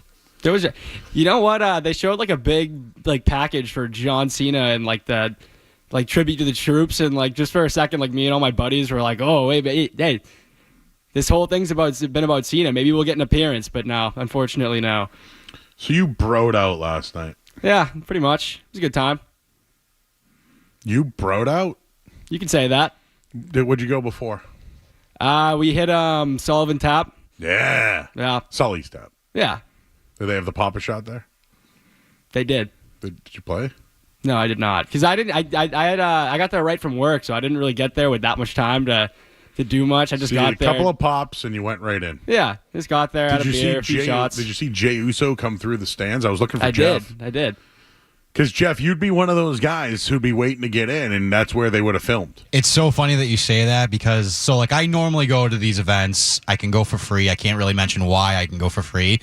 But the guys that went in my place you saw them as Jay came out, and I popped pretty hard for that. Because it would have been you. Yeah, I would have been there with them, yep. Would you have been yeet, yeet, yeet, yeet? I don't know if I would have been yeeting. I'm a little old for that. Yeet. I threw a couple out there. Just a few. So what was the last match? Was it the triple threat? Yeah. That was So Drew won. That he did. So Which I was expecting, Was there CM Punk chance? Oh, pretty much the entire match. I was hoping we get an appearance, but no. Was Cody Rhodes there? No, he was not, unfortunately. But you know what, though? They said, I think we were all looking up like when the next time they'd be in town. And SmackDown was gonna be in Worcester, and we were all having a blast. We were like, you know what? We're going to Worcester next weekend. That's the plan. Yeah, but there's a big one next I don't know week. if I have the funds to support that, but that would be nice, though. Yeah, SmackDown Friday night. A lot of swearing going on. Right? I know. They have to blank it out on television. I can't wait for the Netflix. Yeah, I was gonna switch. say, just wait till they get to Netflix. It won't be Seth freaking Rollins anymore. It might not be. Triple H already announced. He says once we're on Netflix, game on. So what else, Kevin? Here's what I know about you. You're from West Roxbury. Mm-hmm. You went to Catholic Memorial. That I did. You go to Quinnipiac. Mm-hmm. You're trying to learn graphic design. You work some sort of electrical job on the side. Mm-hmm. And you love wings. That I do. And you bro out. You could say that. And you like wrestling. Yeah. Is this like, do you have a girlfriend? No. What do you tell women? What do I tell them? So what do you do? What do I do? What do you tell them? I don't know. Nothing specific, I guess. I just I let my aura do the talking, you could say. Stay away from him, Kevin. Your aura, huh? What is your aura? What is that? Wait, you don't sense it in the room with you right now? Well, no, I don't. All right, well. What is the aura? I don't know. Jeff, have you sensed an aura tonight? I think from Kevin? Yeah. I think yes. No. What do you mean? I mean, you seem like a confident bro. You're definitely a bro. I don't know if I'd say that. No, if someone was like, hey, he's an ice kid, but he's a bro. He literally reminds me of me and my friends at that age. It's like looking into a mirror. Oh, you think that's a good thing? He just has more hair. Because you're looking at him through the glass? Yes. Don't know how much time has passed? All I know is that it feels like forever. What song made you pop last night?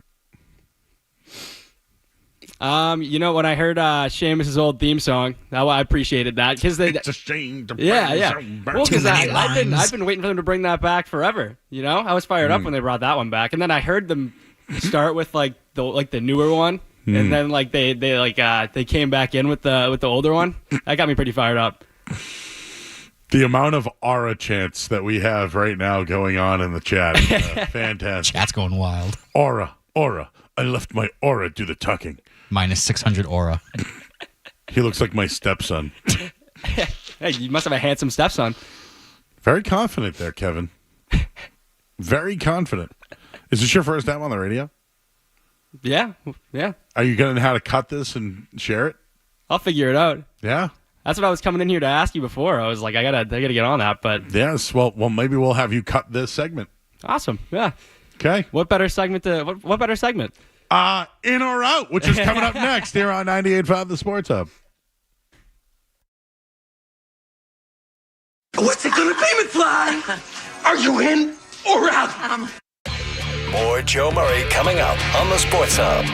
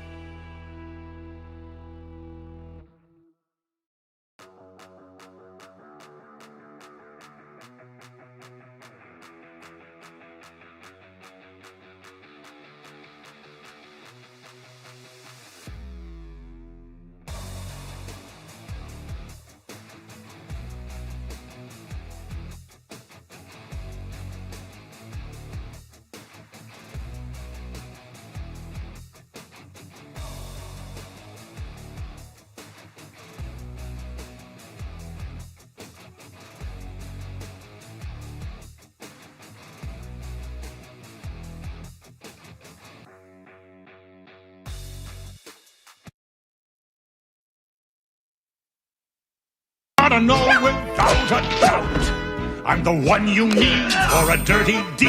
I'm the best. Success is fame. He will. And was the first guy that Brad Stevens says, gotta go. Gotta go. And he brought back Al Horford. And that ball. Patriots made a signing today.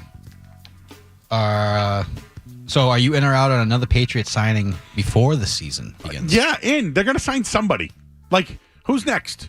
I'm just going to pull up the Patriots roster. You ready? Patriots, salary, cap, 20. Like, who's in the final year of their deal? Or who has a bad deal? Are they going to sign anybody else? Yes. That's all they do is sign people. Matthew Judon. Watch him get an extension, right? That seems like that could be one of those, like, a few days before the season actually begins, though. I wouldn't think it's going to be anytime soon. Devin Godshaw. Maybe Julius Peppers. Or did he just got one, right? Like, someone will get it. Like, if Calvin Anderson's playing well, could he get one? You know? Like, yeah, there will be, and I have a feeling it's going to be Judon or Godshaw or one of those guys. All right. Not a shocker. No. So, to piggyback off what we were just discussing last segment, last night on Raw, the main event had the last contestant qualify for the Money in the Bank. And that's this weekend, correct, I believe? Yes. And for those who don't know, Money in the Bank, there you have a battle, and whoever gets the briefcase can use that opportunity as a chance to the championship. Yep. It has changed careers. So, are you in or out on a new Money in the Bank winner? I'll go through the guys here. We got Jey Uso, who's never been a world champion. Carmelo Hayes just got put on the main roster. Andrade, never a world champion. Chad Gable, never a world champion. LA Knight, never a world champion. Drew McIntyre, former WWE champion, former world heavyweight champion, I think is the favorite to win this. I would love to see a new guy win it, but I'll tell you right now, I'm definitely out. I think it's Drew McIntyre. The story goes to him. It revolves around him. Is LA Knight in there? LA Knight is in here, yes. He has fallen off, I believe, though. He's not as hot as he was. If you give him the briefcase, he's in. What do you like? It's just. I know he can get in the middle of McIntyre and Punk. He could, right? Because it's the only way you can keep him going. Yeah, that's true. You got to keep him high, right? I feel you though. Drew has every accolade going right now. The only thing that happened to him was he got distracted and he lost. And that's why it makes so much sense for Drew to win Money in the Bank, hold on to it until CM Punk comes back, challenges for the title.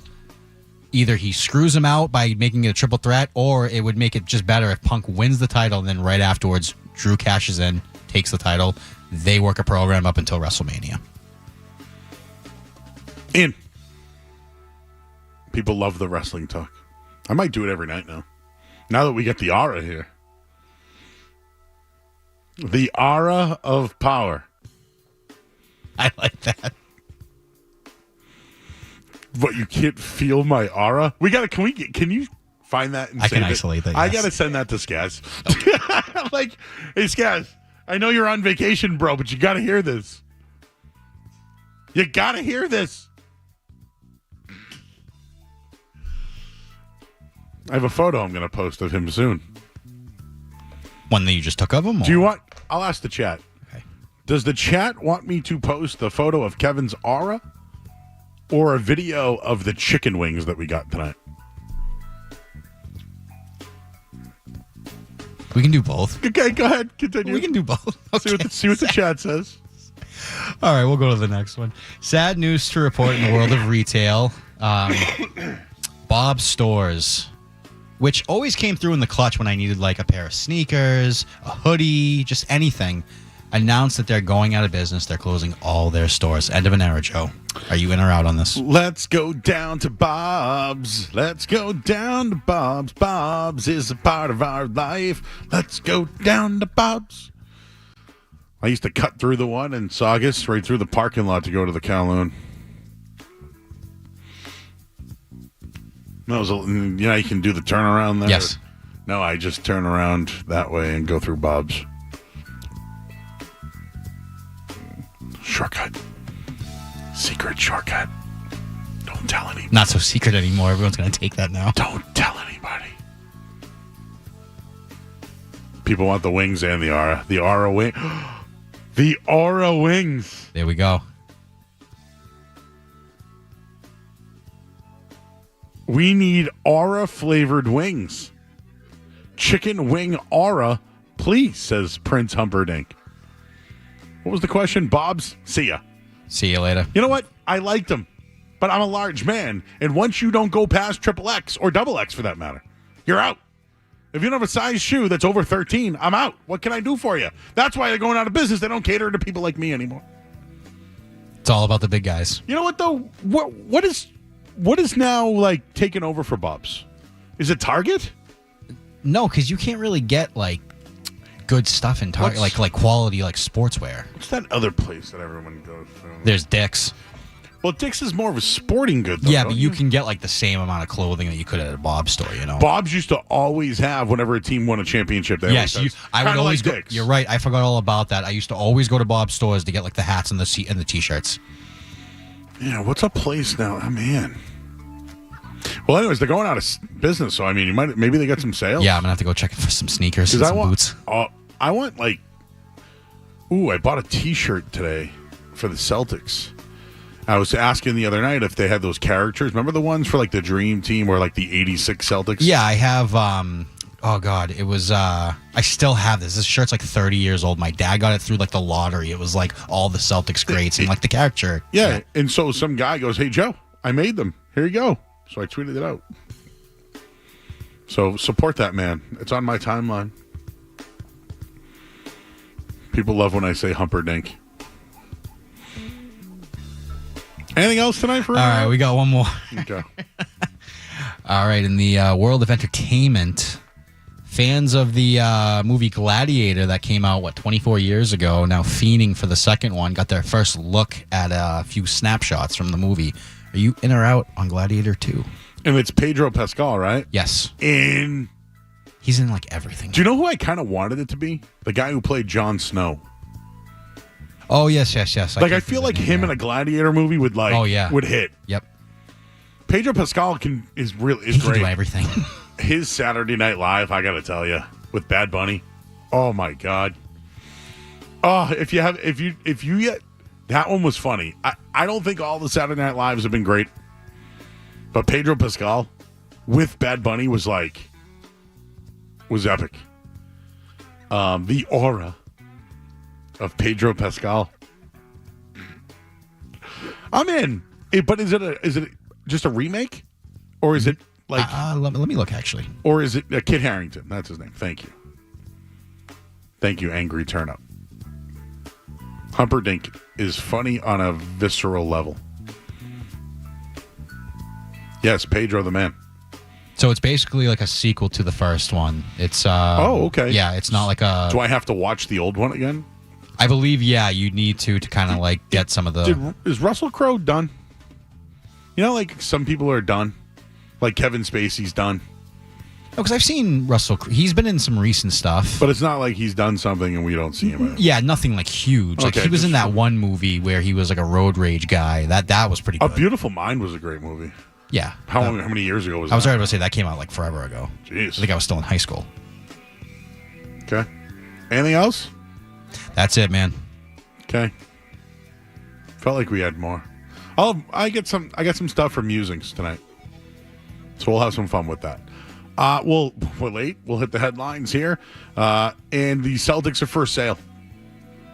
We'll get into that coming up next year on 98.5 The Sports Hub.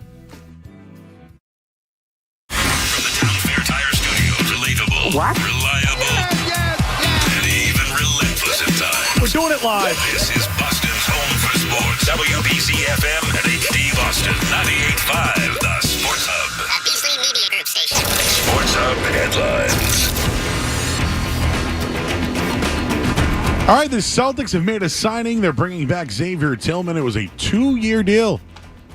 Luke Cornett's 1-year contract officially announced today as well. So the Celtics, they are running it back. And the Red Sox are in action right now. Oh, no, they won. It's over. The Red Sox game is over. It's 9-12. The game is over. They won 8-3 tonight. Carter Crawford with the win. 6 innings, 7 strikeouts. Duran homered. Dong. Rafaela homered. Dong. And Connor Wong, his hitting streak continued. And Jelani Tavai is back with the Patriots, a 3-year deal worth up to $21 million. Headlines, they are brought to you by our good friends over at Safety Insurance, providing comprehensive coverage for your auto, home, and business. Ask your independent agent about safety. I'm Joe Murray. Your next update soon. If you've got the app, you've got Toucher and Hardy to wait.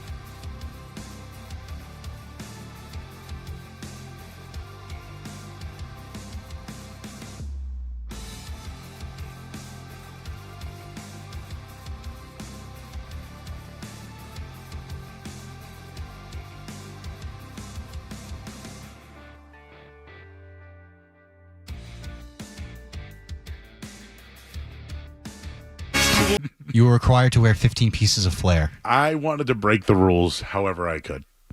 If somebody wanted the 10-piece McNugget, nope, you were going to get 15 stuffed.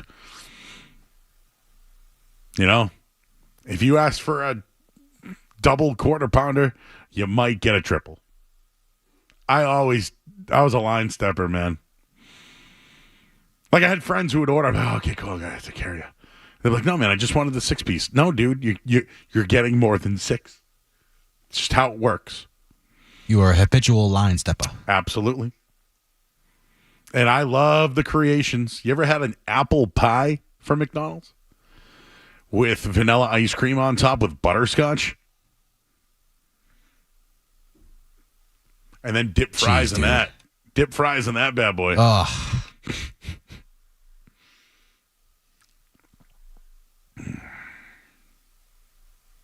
You ever have a lobster roll, hot buttered, with celery on a Big Mac roll? Kind of made it I made it a roll and I buttered it up, fried that bad boy. Fried lobster. Wait. So the bun was in the fryer. The whole sandwich. The bun was fried. The lobster was warm. Oh, okay. So it was a deep fried buttered lobster roll. With the apple pie, with vanilla ice cream and butterscotch. Dude, that is just like a flavor explosion. Yeah, but you're curious, aren't you? Absolutely. I would eat that in 2 seconds. You should have seen the aura in that place. Hey, we're going to talk to Eric Fisher. He's he knows a little bit of something regarding this Celtics move or the Celtics sale. He's from Front Office Sports, and we're going to talk to him coming up next here on 98.5 The Sports Hub. Don't go anywhere. There's more Joe Murray. On the way.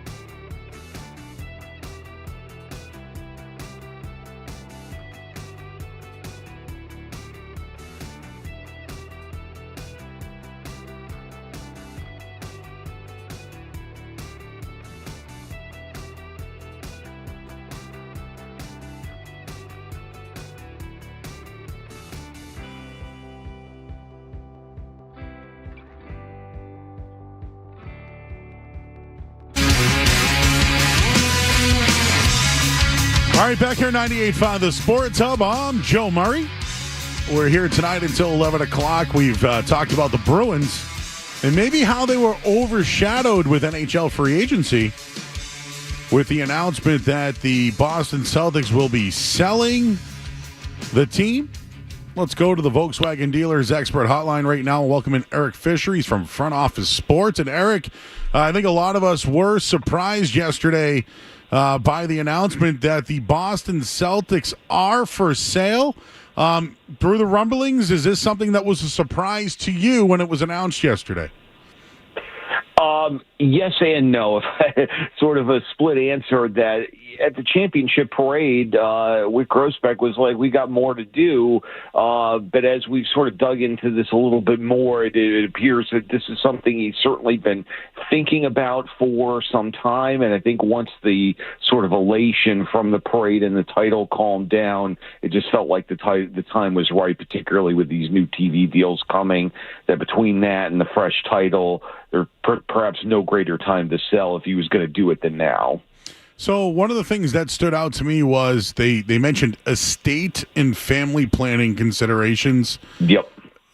Can we just start there? Like, I didn't need that, but now I'm like, all right, estate of what's going on here is this Wick trying to get out of something and trying to get a big payday out of it? Is his family involved? Is there something else here? So when you hear estate and family planning considerations, what were your thoughts when you saw that?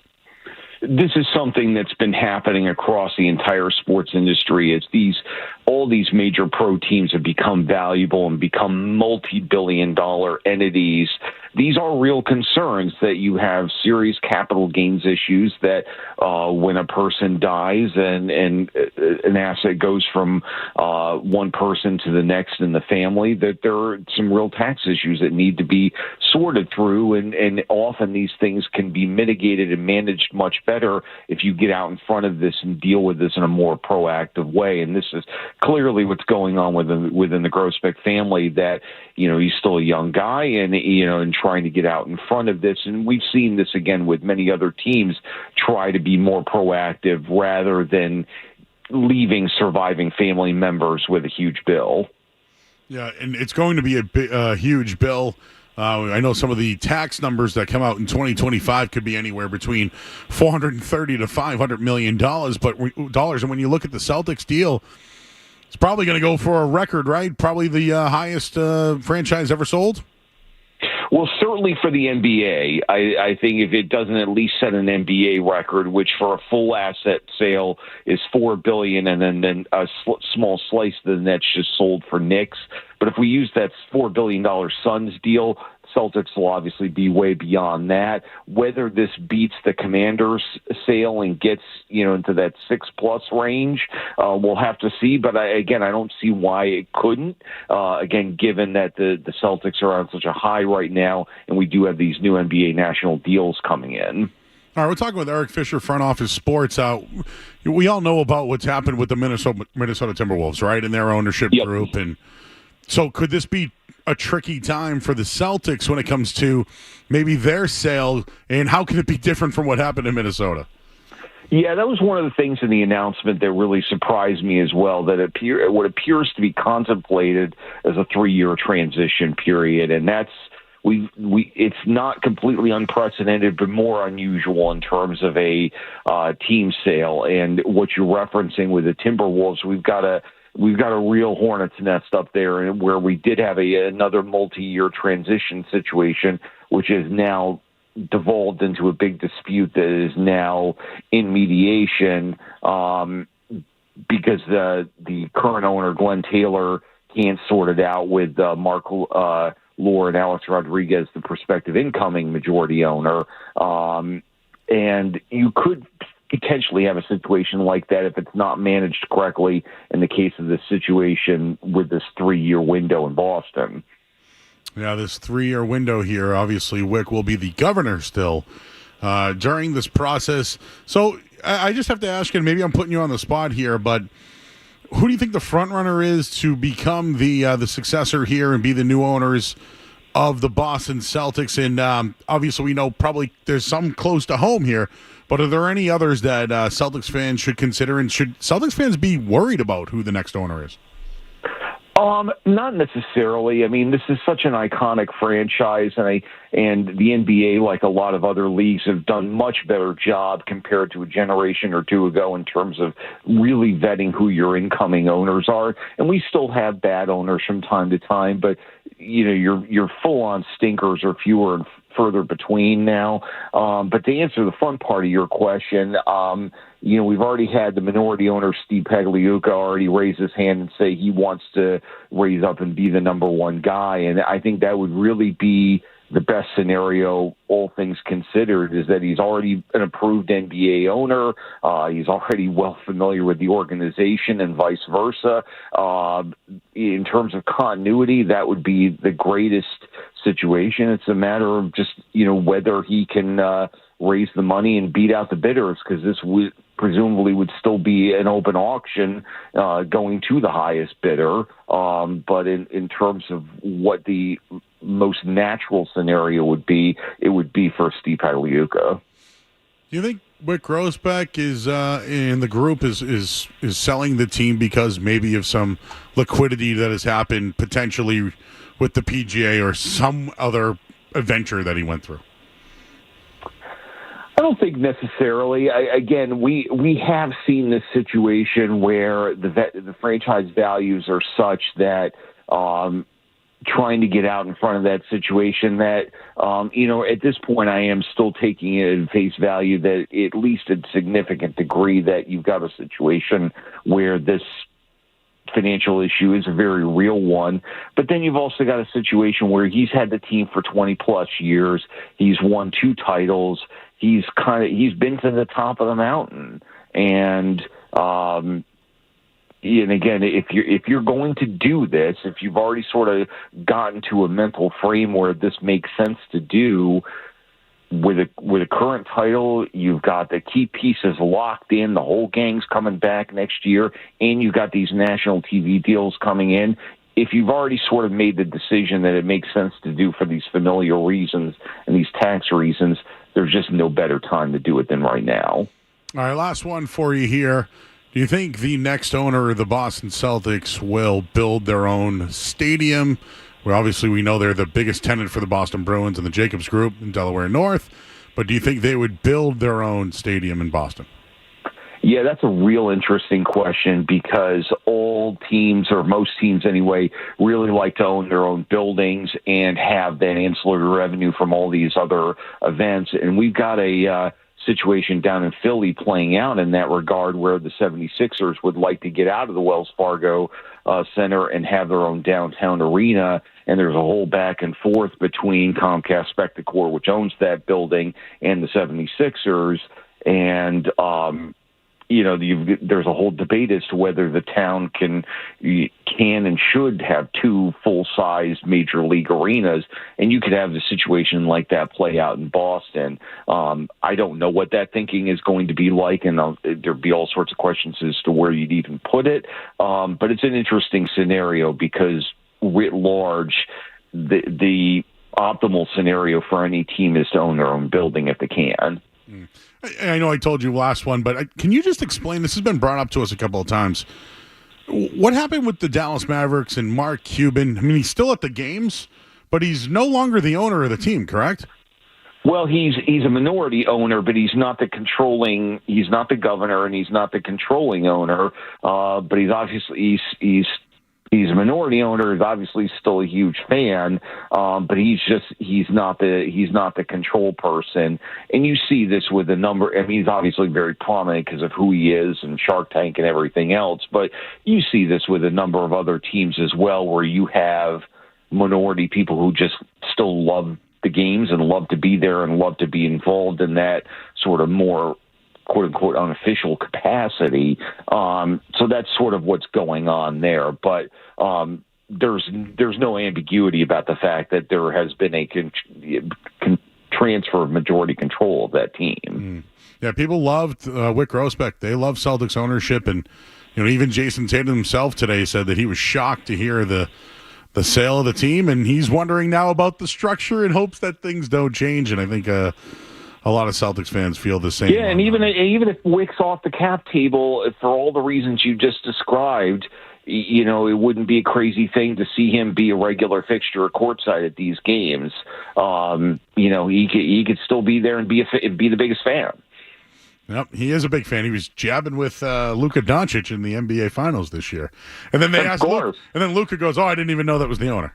So I thought that was pretty funny there. So hey, I appreciate the work you're doing, man. This is this was a big shock to all of us. Like yesterday was NHL free agency. The Bruins do make these big moves, and we're all talking about this sale and record spending across the league. And now we're trying to figure out, hey, if they have new owners, where are they going to put this thing in Boston? It's been the discussion all day here today. Well, and it's going to be a huge story for really the rest of the, and he's talking about maybe a deal late this year into early next. This is going to be a major story that's going to take you all the way through the rest of baseball and into football season as well.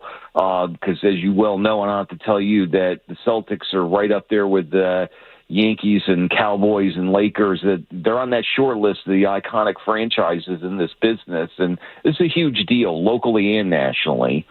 Big deal, man. Appreciate you joining us here on 98.5 The Sports Hub. He's Eric Fisher. He's from Front Office Sports. He's got a big write-up here as well that gives you all the details, breaks it down on the listing that the Celtics are for sale. Eric, appreciate you taking a few minutes here on the flagship of the Boston Celtics. Absolutely. Have a good evening. Hey, thank you. That's Eric Fisher, everyone. Check out his work. Did a great job on this article here, and who knows what the future is of the Boston Celtics. But we'll take a quick break. We'll get your Sports Hub headlines, and on the other side here, we're going to have a little bit of fun on 98.5 The Sports Hub. Sports Hub headlines. Hey, the Red Sox won 8-3. Double dong night. Jarren Duran. Ceddanne Rafaela. Homers, baby, homers. Haven't said that in a while, huh? Not just homers. Dongs. Who are we? Oh, Xavier Tillman's back. 2 years with the Celtics. Luke Cornett's deal officially announced as well. He only gets a 1-year deal, though. And Jelani Tavai getting paid by the Patriots. 3-year deal, $15 million worth up to $21 million. Headlines, they are brought to you by Awaken 180 Weight Loss. Don't put off losing weight this summer. Reach your goal during the easiest season for weight loss. Awaken 180, the official weight loss program of summer. I'm Joe Murray. Your next update in 30 minutes. You're listening to Joe Murray on 98.5. You're listening to Joe Murray on 98.5 The Sports Hub. Your roof is nice until it isn't. Your siding is good until it's not. Truth is, it takes a lot to maintain your home. And unless you're a contractor, you're going to have to find someone who is, like Beantown Home Improvements. They specialize in roofing, siding, windows, doors, decks, and skylights. And here's the deal. They back up their work, give you real upfront pricing, and when they're done, the job's done right. Call or go online, 781-293-1417 or beantownhi.com. Beantown Home Improvements. Quality home improvements without all the BS. Are you confident that you've saved enough to live the retirement you planned for? If you're hoping to retire in the next 5 years and you don't know the answer to that question, we should talk. I'm Sam Lang of Rubino & Lang Wealth Partners. We design custom strategies to help people pursue their retirement goals. Our 365 retirement plan process works every day of the year, so you don't have to. Call us at 617-440-9365 or visit 365retirement.com. Investment advisory services offered through Retirement Wealth Advisors, Inc. Insurance offered through R&L Insurance Agency. Hey, it's Felger for Surfside Iced Tea and Vodka. Made with stateside vodka and real brewed tea, Surfside is only 100 calories, 2 grams of sugar, and has 0 bubbles. That's right, no carbonation. So it's easy to sip and sip and sip, if you know what I mean, and enjoy. Headed north to the lakes and mountains or down to the Cape and Islands, doesn't matter. Grab an iced tea or lemonade 8-pack from Surfside or try their new green tea and vodka. Find the can with the sunset stripes this summer. Surfside Iced Tea and Vodka, sold at bars, restaurants, and package stores near you. Surfside Iced Tea and Vodka, sunshine in a can. Must be 21. Enjoy responsibly. At Meineke, doing car care right means being able to fix now and pay later. Because with Meineke, fix it now and pay over time with custom finance options available to fit your needs. Meineke's multiple financing solutions are designed to try and cover all credit opportunities, providing customized options for you. See your local Meineke today, and you may be surprised how much they can help. Visit Meineke.com today and schedule an appointment with a locally owned and operated location. Trust your key with Meineke. Meineke, doing car care right. Did you tackle that Awaken 180 offer to drop 40 by the 4th? Well, if you did, happy 4th to you. Down the 40 pounds that you set out to drop just 2 months ago. And time flies when you're dropping the pounds, right? The results come easy. The process is simple, and it's quick, easy to lose the weight, my kind of program. I blitzed through the pounds the first week, 35 pounds total. And guess what? It was a breeze. And here's the playbook. You set big goals, thinking they're long shot. But with Awaken 180, those big plays are 100% within reach. Weekly weight loss and the free support for life. You remember the oil change analogy. Free oil changes for life. Free money. Have 30 pounds to drop like me? 45 like Louth? Oh, look at him. He's tiny now. Or 100 like Bedard. Do it. Hit your weight. Hit your goal in weeks, not months or years. Enjoy the summer with the official weight loss program of summer. Online at awaken180weightloss.com. Hey, it's Ryan from 128, and one of the things that keeps our customers coming back is our hassle-free guarantee. Good, hearty service from start to finish. Something any good service provider should do for their loyal customers. Consider us for your next project. Visit us online at call128.com. Hey, it's Beetle from iRam Dealer, 495 Chrysler, Jeep, Dodge, Ram, and Lowell. Don't miss the Make This the Summer of Ram event at 495 Chrysler, Jeep, Dodge, Ram, and Lowell. Save up to $11,000 on all new Ram 1500s, 2500s, and 3500s. Visit 495ram.com. Celebrate July 4th with fireworks from Fireworks Over the Border in Seabrook, New Hampshire. Just 45 minutes from Boston. For directions, open the Waze app and enter Fireworks Over the Border. Must be 21 or older. Check with local police and fire department for fireworks allowed in your community. Zolak and Bertrand get you through the midday. Joe Murray gets you right through the night. I actually spoke with women today. On the Sports Hub. There's that 4th of July is kind of not a time to make big plans. No, it's that should be like a chill holiday. It's a weird weather situation holiday. Because it can be like this year it's on a Thursday, right? Correct. So do you automatically get the Friday off? At my job, I do. See, there you go, right? So you get Thursday off and then Friday. Yes. Are you here tomorrow night? Yes. So you're going to work the 3rd when there's a lot of parties. Like when I was a kid, going to like Hummerock or Marshfield, on the 3rd, baby, what a night. Right? We talked to John Cernides. He's at Foxborough right now. He just sent me the fireworks. Dude, I got to work tomorrow a full day. I have to drive to Marion. I'm not looking forward to that at all. Where is Marion, Mass? It's south. Cape South. Oh, Cape South. Yeah. Oh, good luck with that. I know. I'm so upset. So I've done that. I've done the Cape on the 4th of July, and you know what happened? It rained for 3 straight days. And I had all this cookout meal that I bought from Dom's. I still grilled.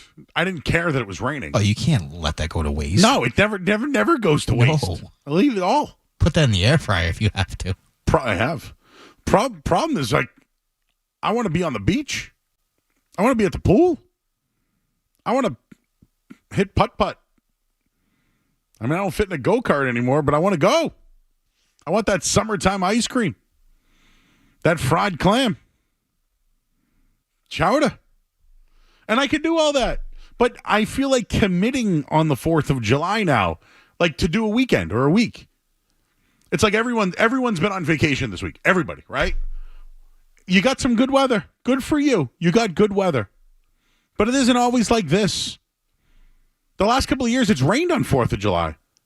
Can't remember. I don't even know what I did. Oh, I went to Birds. I went to a Revere fireworks, which I got to tell you, outstanding. I think I remember you saying this last year. You were like, I went and saw fireworks with Bird, and it was great. It's people letting off fireworks on the beach in Revere. Yeah. How, local can you get? It was something, let me tell you. And it's just dark, and if you get hit with one, it's like whatever. But they usually have a barge out there in Lynn for like the Lynn Swampscott fireworks. But you can see East Boston, you can see Winthrop, you can see them the whole way down. You can even see Boston. But I try not to put it too much into 4th of July. You know what was really bad? When I worked in the automotive business, somebody had to be there on 4th of July. Like, it's un-American to buy a car on the 4th of July or even work on the 4th of July. Who's the a-hole going to a car dealership on the 4th of July to buy a car, though? You'd be surprised, bro. This guy. You would be surprised. Because that's what I did. I showed up to the car dealer. I came with my Dom's Meats. We had a grill. We're grilling. And then some guy wants to come in and buy a Nissan Altima. He wants the 0% and the rebate. And I go, bro, it's one or the other. And he goes, well, I'm not buying today. And then my manager's like, hey, well, we got to sell a car today. And it's like, no, dude, we don't need to be open today.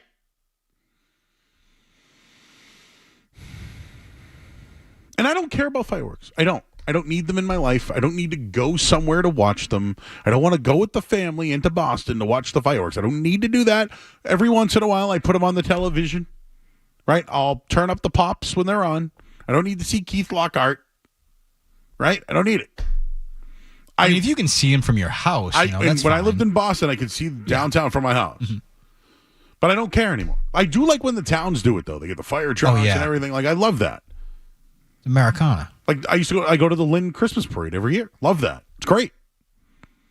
Town fireworks are cool. But going to Boston, out. Imagine getting there at 7 a.m. What would you wear, a diaper? Porta potty Boston? Yeah, they have those people on the... See what happened with the porta potties today? Oh, yeah. That's bad. The porta potties got starred. Can you imagine being the guy driving behind that and seeing that? It would be like Biff in Back to the Future. Yes. Except he got the manure. He hates manure. You don't know what's in the Porter John. The Porter John's a different beast in there. As a guy who's worked on construction sites, yes, the Porter Johns are a different beast. Can we talk about this for a minute? We absolutely can. I don't mean to be gross. There's just too much aura in here. The Porter John's a bad place.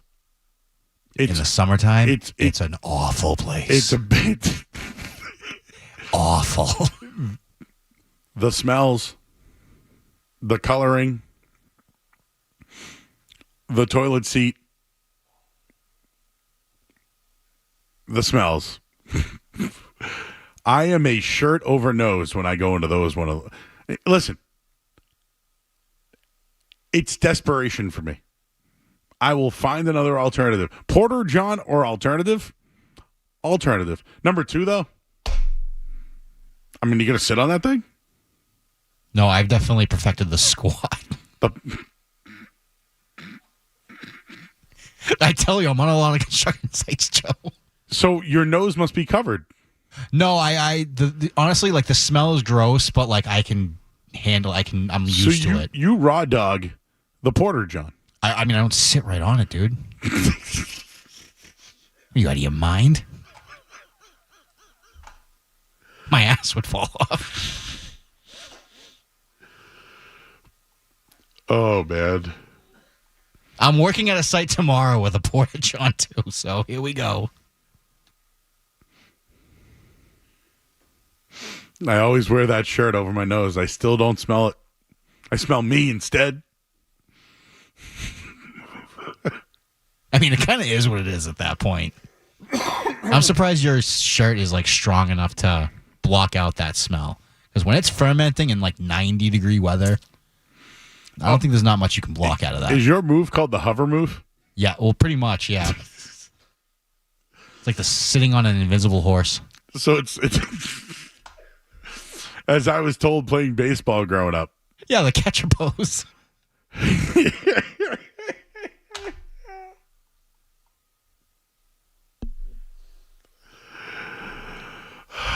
Some good Porter John talk tonight, huh? Oh, there's phone calls. Want to take some? Sure. All right. Well, they're okay. Benny. Hi, Benny. How do I follow up Porter Potty and Porter John? Is it? I say Porter John because I don't want to call it a potty. I say it Porter. I don't want that to be a potty. I remember my son's face when I first he had a t-ball practice and he had to go pee and had to walk into one of those. And he goes, "Dad, where are you bringing me to?"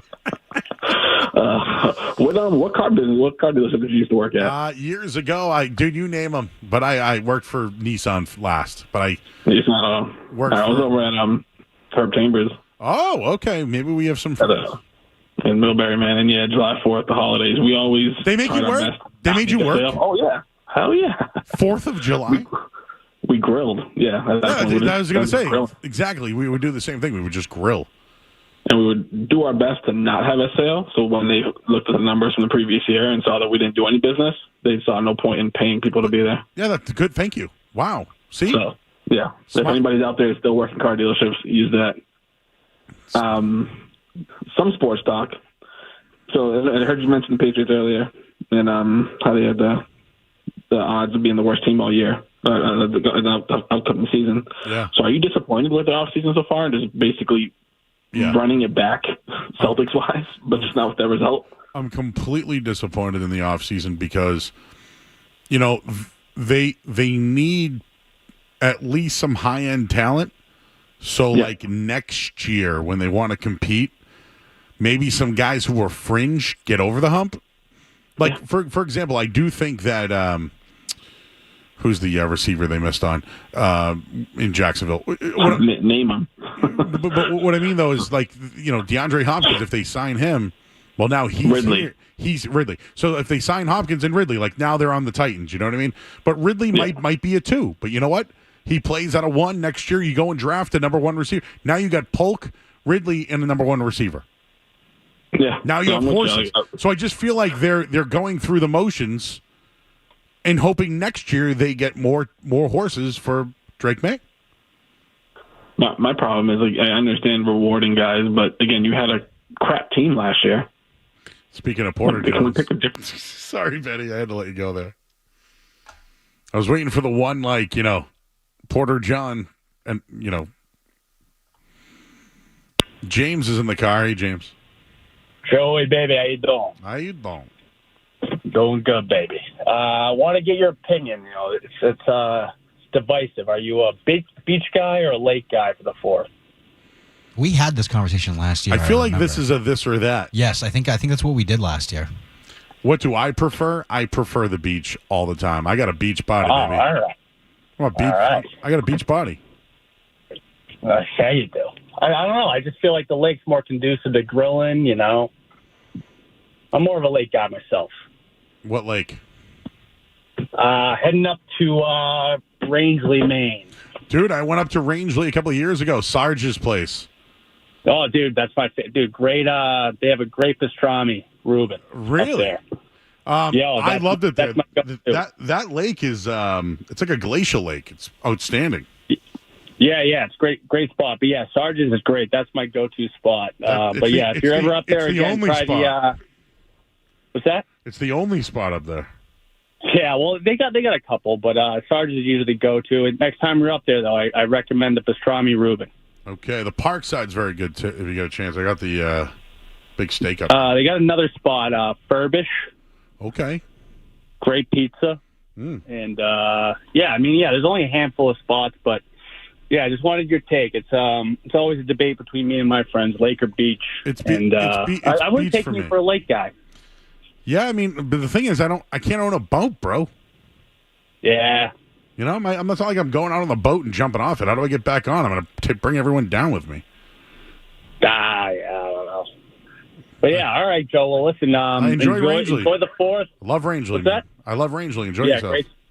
Great spot, man. Hey, have a great 4th. Happy 4th, and we'll talk. Be careful of the porta potties. One more. Bruins. B. You're on the air. No, he's not.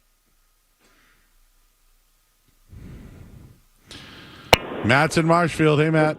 Hey, what's going on, Joe? We're heading up to Marshfield right now for the 4th of July festivals, but I just heard this porta potty talk, so I thought I'd give you a good little story about Patriots' undefeated season against the Giants, which we all know how that happened. Okay. After the game, one of my buddies, he drove from California to Glendale, Arizona, and he watched the game outside. So when we all met up with him, we were all hammered, as everybody could see. and all super depressed, and he had to use the porta potty. But everybody knows that these porta potties at those events, there's trash stocked all the way up to the top. But he had to take a poop. So he went to go take a poop on the trash, but while he was pooping, he had to pee. So he couldn't stop peeing as he was pooping. Okay. So he peed all over his pants. Okay. And came running out of the porta potty after we're all depressed and all the Giants fans, and his pants are soaking with urine. And this was a Giants fan? No, he's a Pats fan, so we all deserved it anyway. So it looks like you guys got the poop end of it.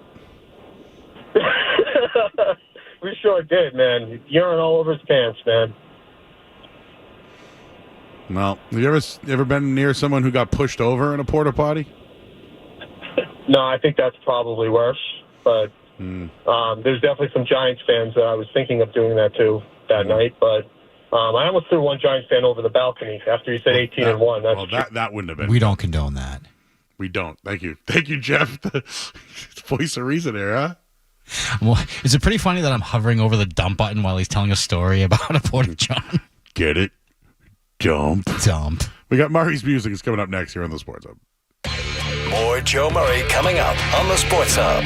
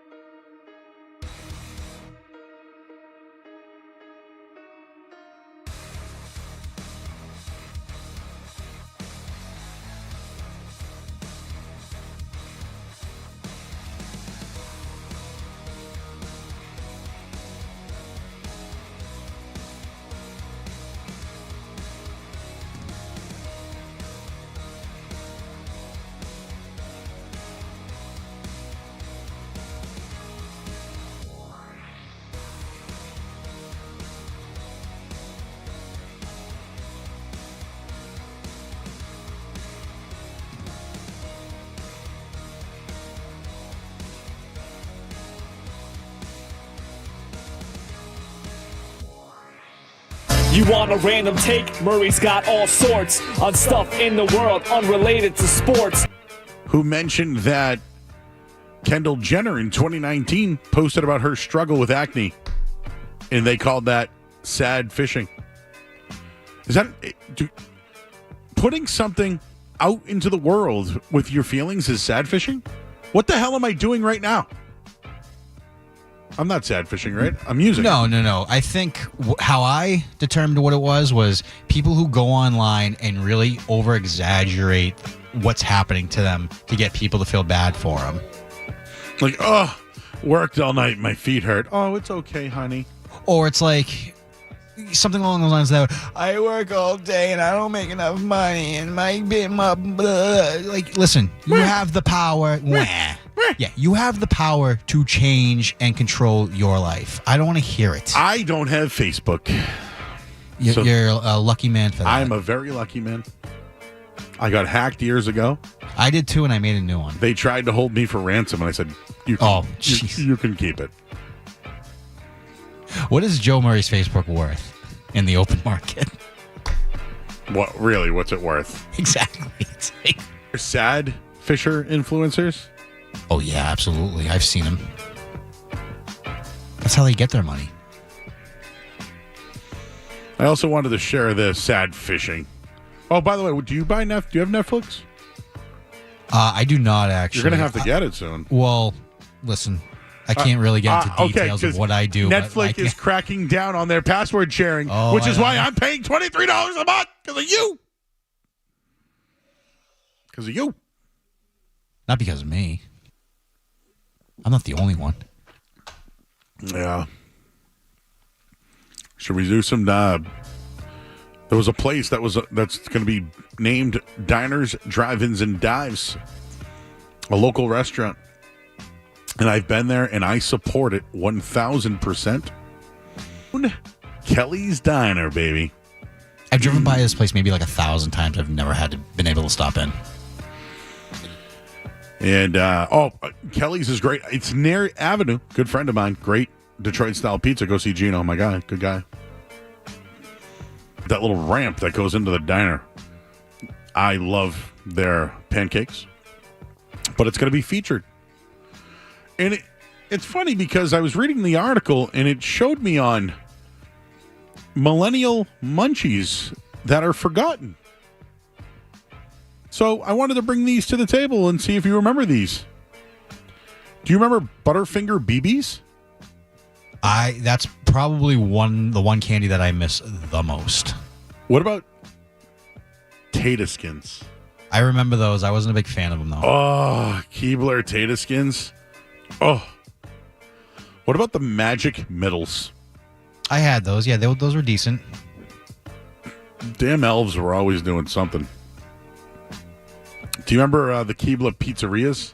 The chips, the little pizza chips? Yes. What about Fruit String Thing? Yep.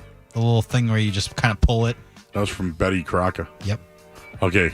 Do you remember the Kraft Philadelphia snack bars? That's just one of the things that's top 3 foods that I miss.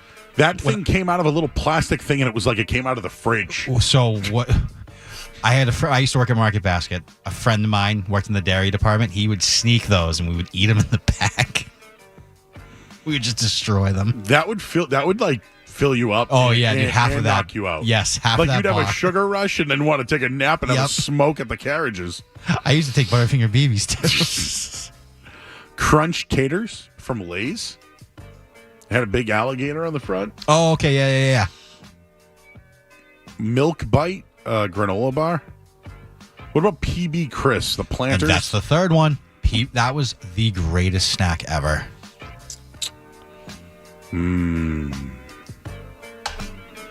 Well, anyways, people are emailing me porta potty stories, and you know how I feel about emails.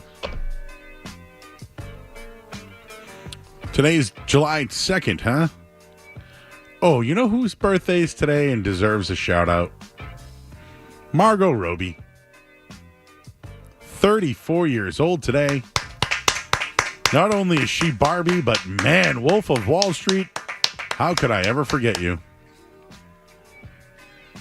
Lindsay Lohan is 38 years old today. She's someone that kind of turned it around, huh? Whenever you go to rock bottom, you always make it back. Ashley Tisdale, 39 years old. I liked her on Sons of Anarchy. Brought this one up last week. Alex Morgan's 35 and off the Olympic team. Who else do we have? Derek White, 30 years old today. Has he seen a dentist lately? He has. The best there is, the best there was, and the best there ever will be.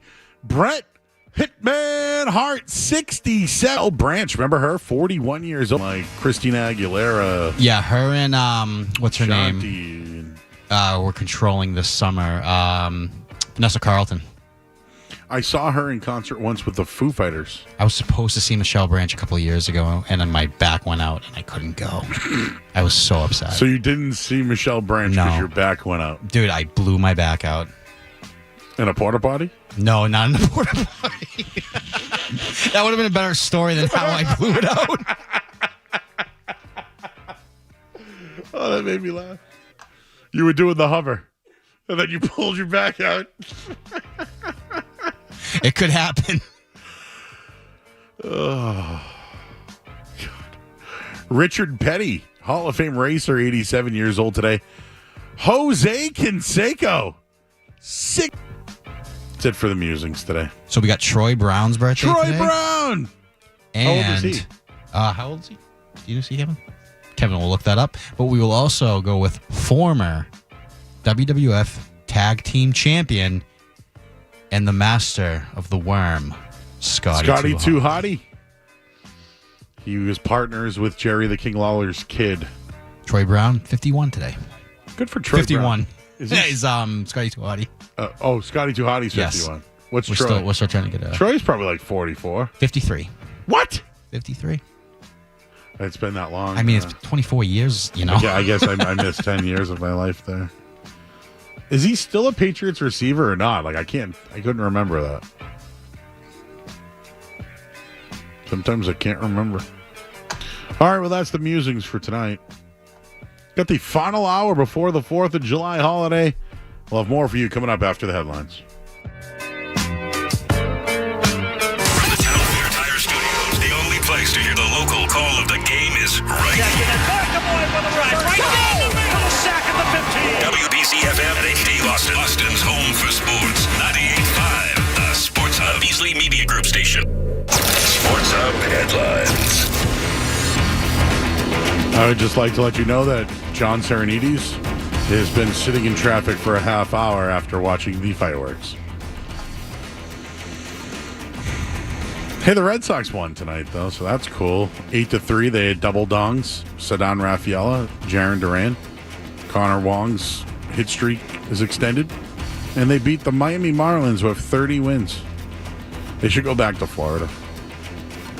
And Jelani Tavai's getting a new deal, 3 years, $15 million, while Xavier Tillman is coming back to the Celtics.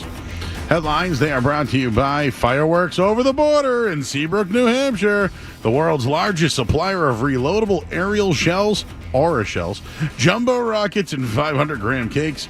Visit fireworksusa.com. Must be 21 or older. Check with local police or fire regarding firework use in your community. I'm Joe Murray, and I am a firework. Start your day. Ooh, that's a good one. Work through your day. What's that thing we do at the end of the show? And end your day. I'm not giving you an opinion. I don't know. Right here. 98.5, the Sports Hub. Everybody knows Joe. Just keeps getting better. Joe Murray on 98.5, the Sports Hub. Funny story. I went to WrestleMania in New York, like 5-6 years ago. And I'm down at WrestleCon, and I'm in the basement, though, in a different area. And on one side, it's Shawn Michaels, and on the other side, it's Bret Hart. Who do you think had the longer line? Bret. Shawn by a mile. Really? By a mile. Now, I think Bret Hart recalls everything from his days. I don't think Shawn Michaels does at all. I don't think Shawn Michaels remembers really anything unless he watches and goes back to it. And you know what? He was great for that, and I think that he's now, found Jesus and all that stuff. But Brett kind of, Vince McMahon said Brett screwed Brett. Thinking back on it? Don't do it. Don't do it, Joe. JP and MP already brought up Goldberg in the chat. I'm already fired up. Don't get me full hot. Brett screwed Brett. He did. He didn't have to go to WCW. He was forced to. He could have Vince told him, I can't pay you this contract anymore. Go get the deal from Bischoff again. Yeah, but he could have fought at a bingo hall. Who's going to do? No, he could have went to Calgary, Alberta, Canada, and fought out there. For what? He could have been an indie god. So it's walk away from millions of dollars to go. Indie guys weren't making that much money back then. This isn't like, how it is today. With Matt Cardona. Yes, exactly. Cody. Jericho. Yep. So you mean to tell me that he got $5 million to basically ruin and waste his time in WCW, and it wasn't Brett's fault? Absolutely not. Oh, it's Brett's fault how WCW booked him when he got signed? It was Brett's fault. He had no. Have you contract. watched Wrestling with Shadows? Yes. It's clearly right there. Listen, Vince was like, I can't honor this contract anymore. He wasn't going to be the top babyface. That was going to Stone Cold. He wasn't going to be the top heel. That was going to HBK. He got usurped. Why should I feel bad for Bret Hart taking no, trust more me. money? I listen. You're doing the Jim Cornette angle right here, where it's like one millionaire is fighting with another millionaire because the one millionaire is leaving to go make more millions over at another place. Like I get that, but in terms of like a professional standpoint, Vince handled this completely the wrong way. And look where he is now. Vince, not doing well these days. No.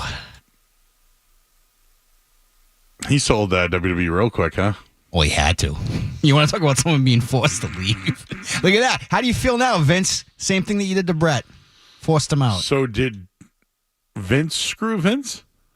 And Brett didn't screw Brett? Well, I think Vince screwed Vince because he screwed a lot of people that he shouldn't have. Hush money. Well, there was a nice little debate. Some guy wants to talk about the Red Sox. Should we do it? Yeah, sure. Why not? Okay, cool. Steve's in Miami. Hey, Steve. Hi, yes. I just returned from the game where there were three-quarters Red Sox fans and around 30 Marlins fans in attendance.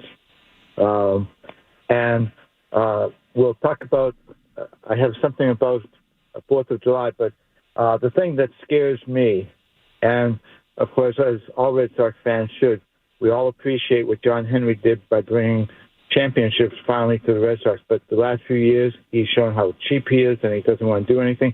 I'm very worried if he purchases this Boston Celtics. I am very worried about that because of he's a businessman and who knows what he might do to blow up this team just to make an extra buck. So I'm very worried about that. I hope he does not get the championship Boston Celtics on his mantle and all that. But regarding 4th of July, I came down here and the first 4th of July, people are going, ooh and ah. They don't know what 4th of July fireworks are. Let me tell you. I mean, you go to the Star Drive and the 4th there and any place in New England, and you get 4th of July. Down here, they are so unwise about how 4th of July fireworks should be, and it's amazing. The great thing about it is I don't have to worry about going to a porta potty because there's fireworks just around the corner from my house, so that's cool. Cool. So what other events did wrestling do for 4th of July? Hey, the Stars and Stripes Challenge. Oh, that's right. Stars and Stripes with, Challenge. The Yokozuna Body Slam Challenge. That's right. Was Bash at the Beach? Was that a 4th of July event? Great American Bash.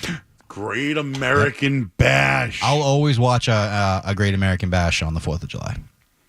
The Sandlot, Great American Bash, and then that's it. Was War Games on? War Games was in the fall. That was usually September.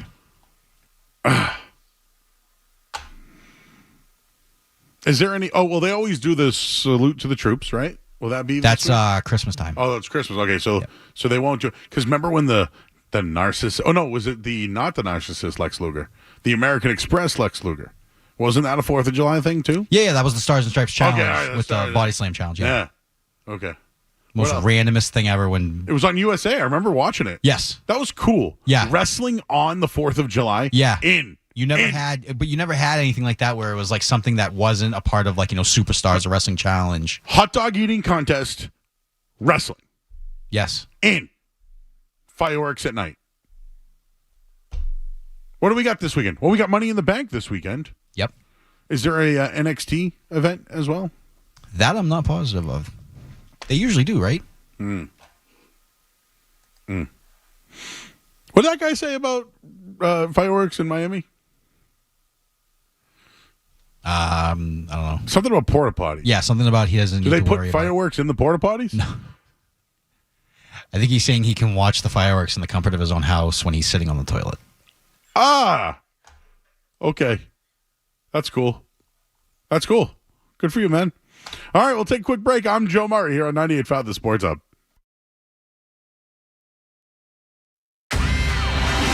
Don't go anywhere. There's more Joe Murray.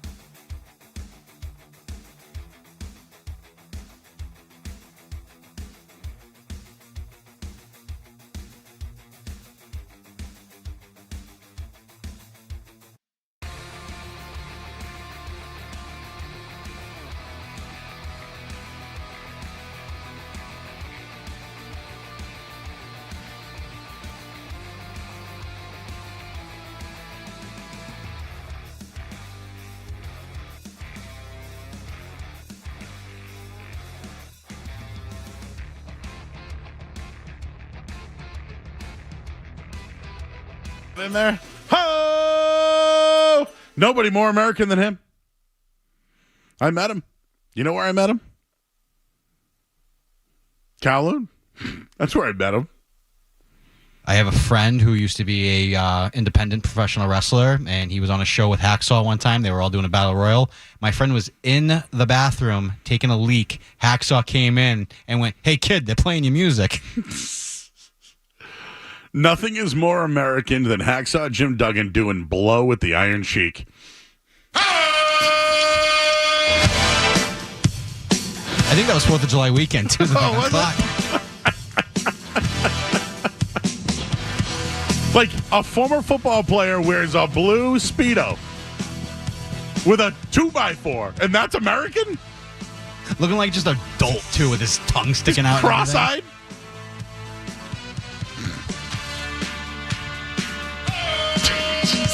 USA! USA!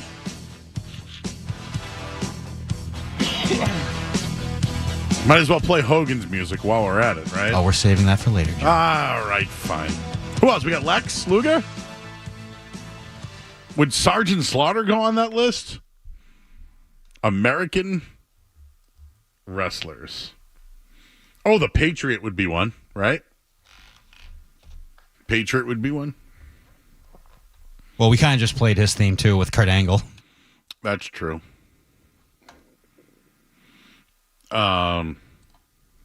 USA. I'm just trying to think of, like, American wrestlers.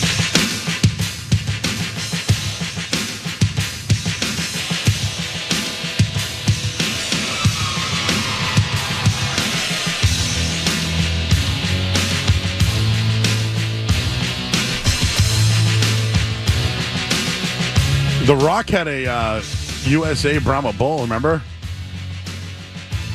Was that post 9/11, I believe? Jake Hagar, or he was We the People, right?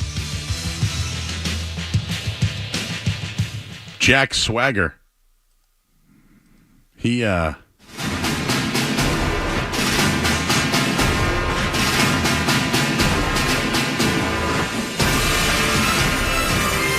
song. When's he coming back? I didn't even know he was still in He AEW. got let go. No, he got let go. Oh, they did let him go? Oh, yeah, they're going to... Undefeated in UFC, you know that? Ultimate Fighting? Oh, yeah, he has done MMA. Yeah. What was Mike Rotundo and what was the American Express? Yeah, but their original theme was Real American. Wow. Tori Wilson, remember when she wore the Uncle Sam outfit? The Great American Bash. There you go. Who else was... I'm trying to think of, like, other American pride. Well, remember, Ted DiBiase tried to defend America once. He's American man. Yeah! Dusty Rhodes. Well, this is Hogan's WCW theme. Wait, this wasn't Dusty Rhodes' music? This was Hogan's WCW theme.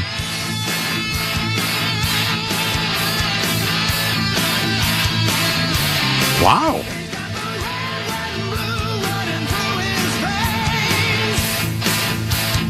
Song kind of stinks. Oh, yeah, he was Mr. America, too, right? Yes. Huh.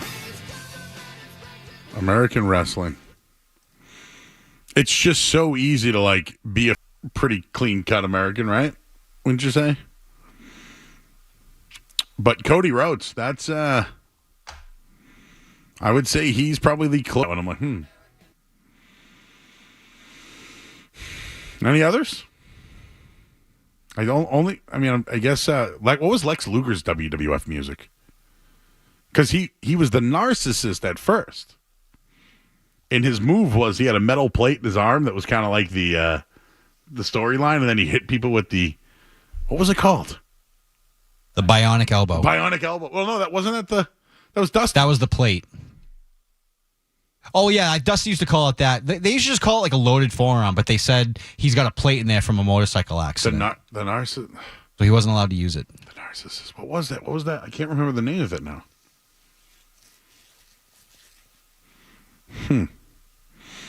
Like when he came out in SummerSlam, I think he came out to the Star Spangled Banner. And I'm pretty sure that's what was playing when they were all just like, carrying him around the ring after winning that BS count out. Well, we started the show tonight with people that have been in jerseys that you couldn't believe. People brought up clear Pepsi. Don't remember. I mean, I remember it, but I play Shawn Michaels intro when it's time to put my 3-year-old son to bed.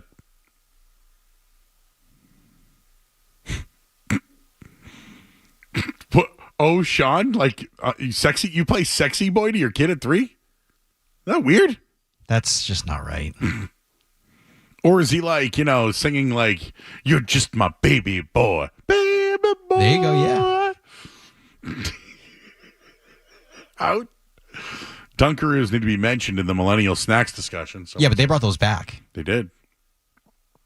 At the All-American Challenge, Scott Burrell was a celebrity athlete who was part of the Yokozuna Body Slam Challenge. Scott did not attempt to slam the big man, says John. Yeah, they were like football players there and stuff. A+ show tonight, someone said. I blame the wings and the aura. The aura wings. Back in the early 90s, WWF was a civic center in Fitchburg. Met King Kong Bundy walking through the concession area. He says to me, "Hey, buddy, enjoy the show," and reached down and shook my hand. It was then I knew wrestling was fake. Ooh, the fabulous Rougeau brothers, All-American track. The All-American boys. Don't really remember that.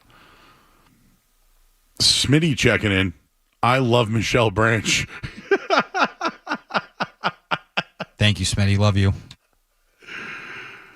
The Red Sox won, everybody. The Red Sox won. It's the only time we talked about them all night long. All right, well, we'll get your final headline of the night. I see people on the phones. We'll get to you guys here on 98.5 The Sports Hub. Sports Hub headlines. The Red Sox won. Jelani Tavai got paid. Xavier Tillman is coming back.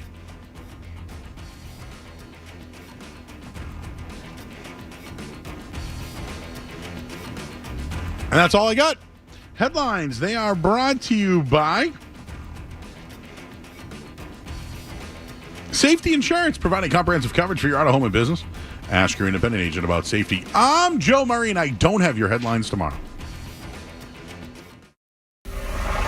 You're listening to Joe. You're listening to Joe Murray on 98.5. You're listening to Joe Murray on 98.5 The Sports Hub. Installing a mailbox, planting a tree, or planning other yard work? Don't dig yourself into trouble. Click digsafe.com or call 811 first to prevent damage to buried utility lines. It's smart, it's free, it's the law. Click digsafe.com or call 811. At Meineke, doing car care right means Meineke certified technicians fix whatever your car needs. They fix it right and back it up with nationwide warranties. Brakes? They do that. Tires? Yep, they do that. Engine repairs, air conditioning, tune-up, suspension, alignments, oil changes. Meineke does it all. See for yourself. Visit Meineke.com today and schedule an appointment. Each Meineke is independently owned and operated. Trust your key with Meineke, doing car care right. Want to support a fantastic cause while enjoying a round of golf on one of Massachusetts' most historic golf courses? Register for the Triangle Golf Classic on July 29th at the Charles River Country Club. Individual golfer, foursome, and corporate packages are now available. The Bravo format tournament also includes hole-in-one closest to the pin and long drive contests. All proceeds benefit Triangle Inc., an organization empowering people with disabilities to lead rich, fulfilling lives. To learn more and register for the Triangle Golf Classic, go to triangle-inc.org/golf. Close to 20 million Americans.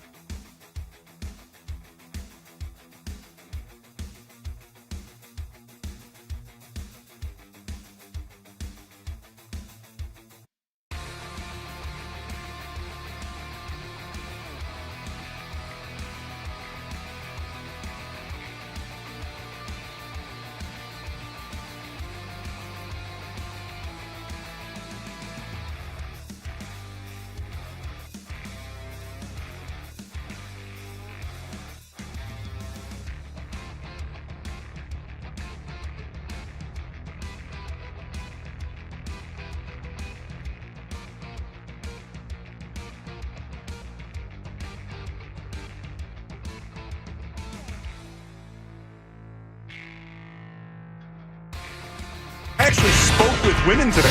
On the Sports Hub. End of the show here, everybody. The night show, well, at least I am not going to be here tomorrow night. I will be on 10 to 2 p.m. tomorrow, though, on your television and on your radio here on 98.5 The Sports Hub and on NBC Sports Boston with Cerrone Battle. So I'm going to go home tonight now. Probably go home, sleep, wake up at 7 o'clock, come back in and do a show. So, you get to wake up at 7. Well, Jeff, back in the day when I was shining shoes, I used to get up at 5:30 a.m. so I could make it to Oak Grove by 6 so I can get on a train to get me into Boston. Then when I got out, I'd go to Dorchester and do shows till midnight. So I've done it before. But I ain't shining shoes no more. Joe, when I shined shoes, I wasn't even sleeping, bro. Doing overnights at a full-time job. It's true. And you were dead. Yes. You got me beat. We going to play Hogan or what? I mean, it's kind of early. All right, let's take a call here. Okay. John's in the car. Hey, John. What's going on, guys? How you doing? I'm doing good. I just came from watching the fireworks on a boat first time, and I was listening to you guys, and I heard that commie talking about he raw dogs his buffalo wings. Like, is he a Russian operative? Who doesn't dip their buffalo wings in blue cheese? Well, technically, anyway, it wouldn't be raw dogging if there's buffalo on it, right? No, he's raw dog. He said he didn't dip it in anything. I don't even understand that. I don't either. Anyway, listen, I was listening to you guys talking about the Sandlot. Yeah. Sorry, I'm going to cut you off. But the Sandlot is the greatest 4th of July movie ever. I don't care what anybody says. Independence Day is cool, but Sandlot made me want to watch and play baseball. And till this day, it's because of that movie, I watched baseball. Where'd you watch the fireworks tonight? Oh, right on the water. It's the first time. My cousin just bought a boat, so he took us out, and we went out in the water, and we watched the fireworks out in the water, and it was, I almost swore, but it's not. And I told my younger cousins to play a Ray Charles. They didn't know what the hell I was talking about, and we played the America the Beautiful. Yep. And it was just like a great ambiance. I'm like, you guys don't even understand what's going on right now, because they're all younger. And I'm in my 40s now, but they didn't understand what it was. And I'm like, you guys need to go do yourself a favor. Go home tomorrow, watch the Sandlot, and you'll understand what I'm talking about. Love the Sandlot. Was there any porta potties nearby? Nah, I went right in the ocean.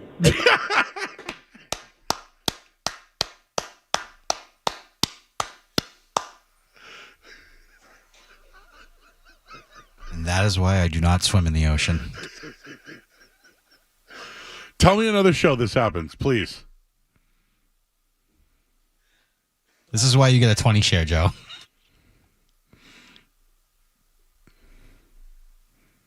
Like, people sometimes might make fun of the show that we do here.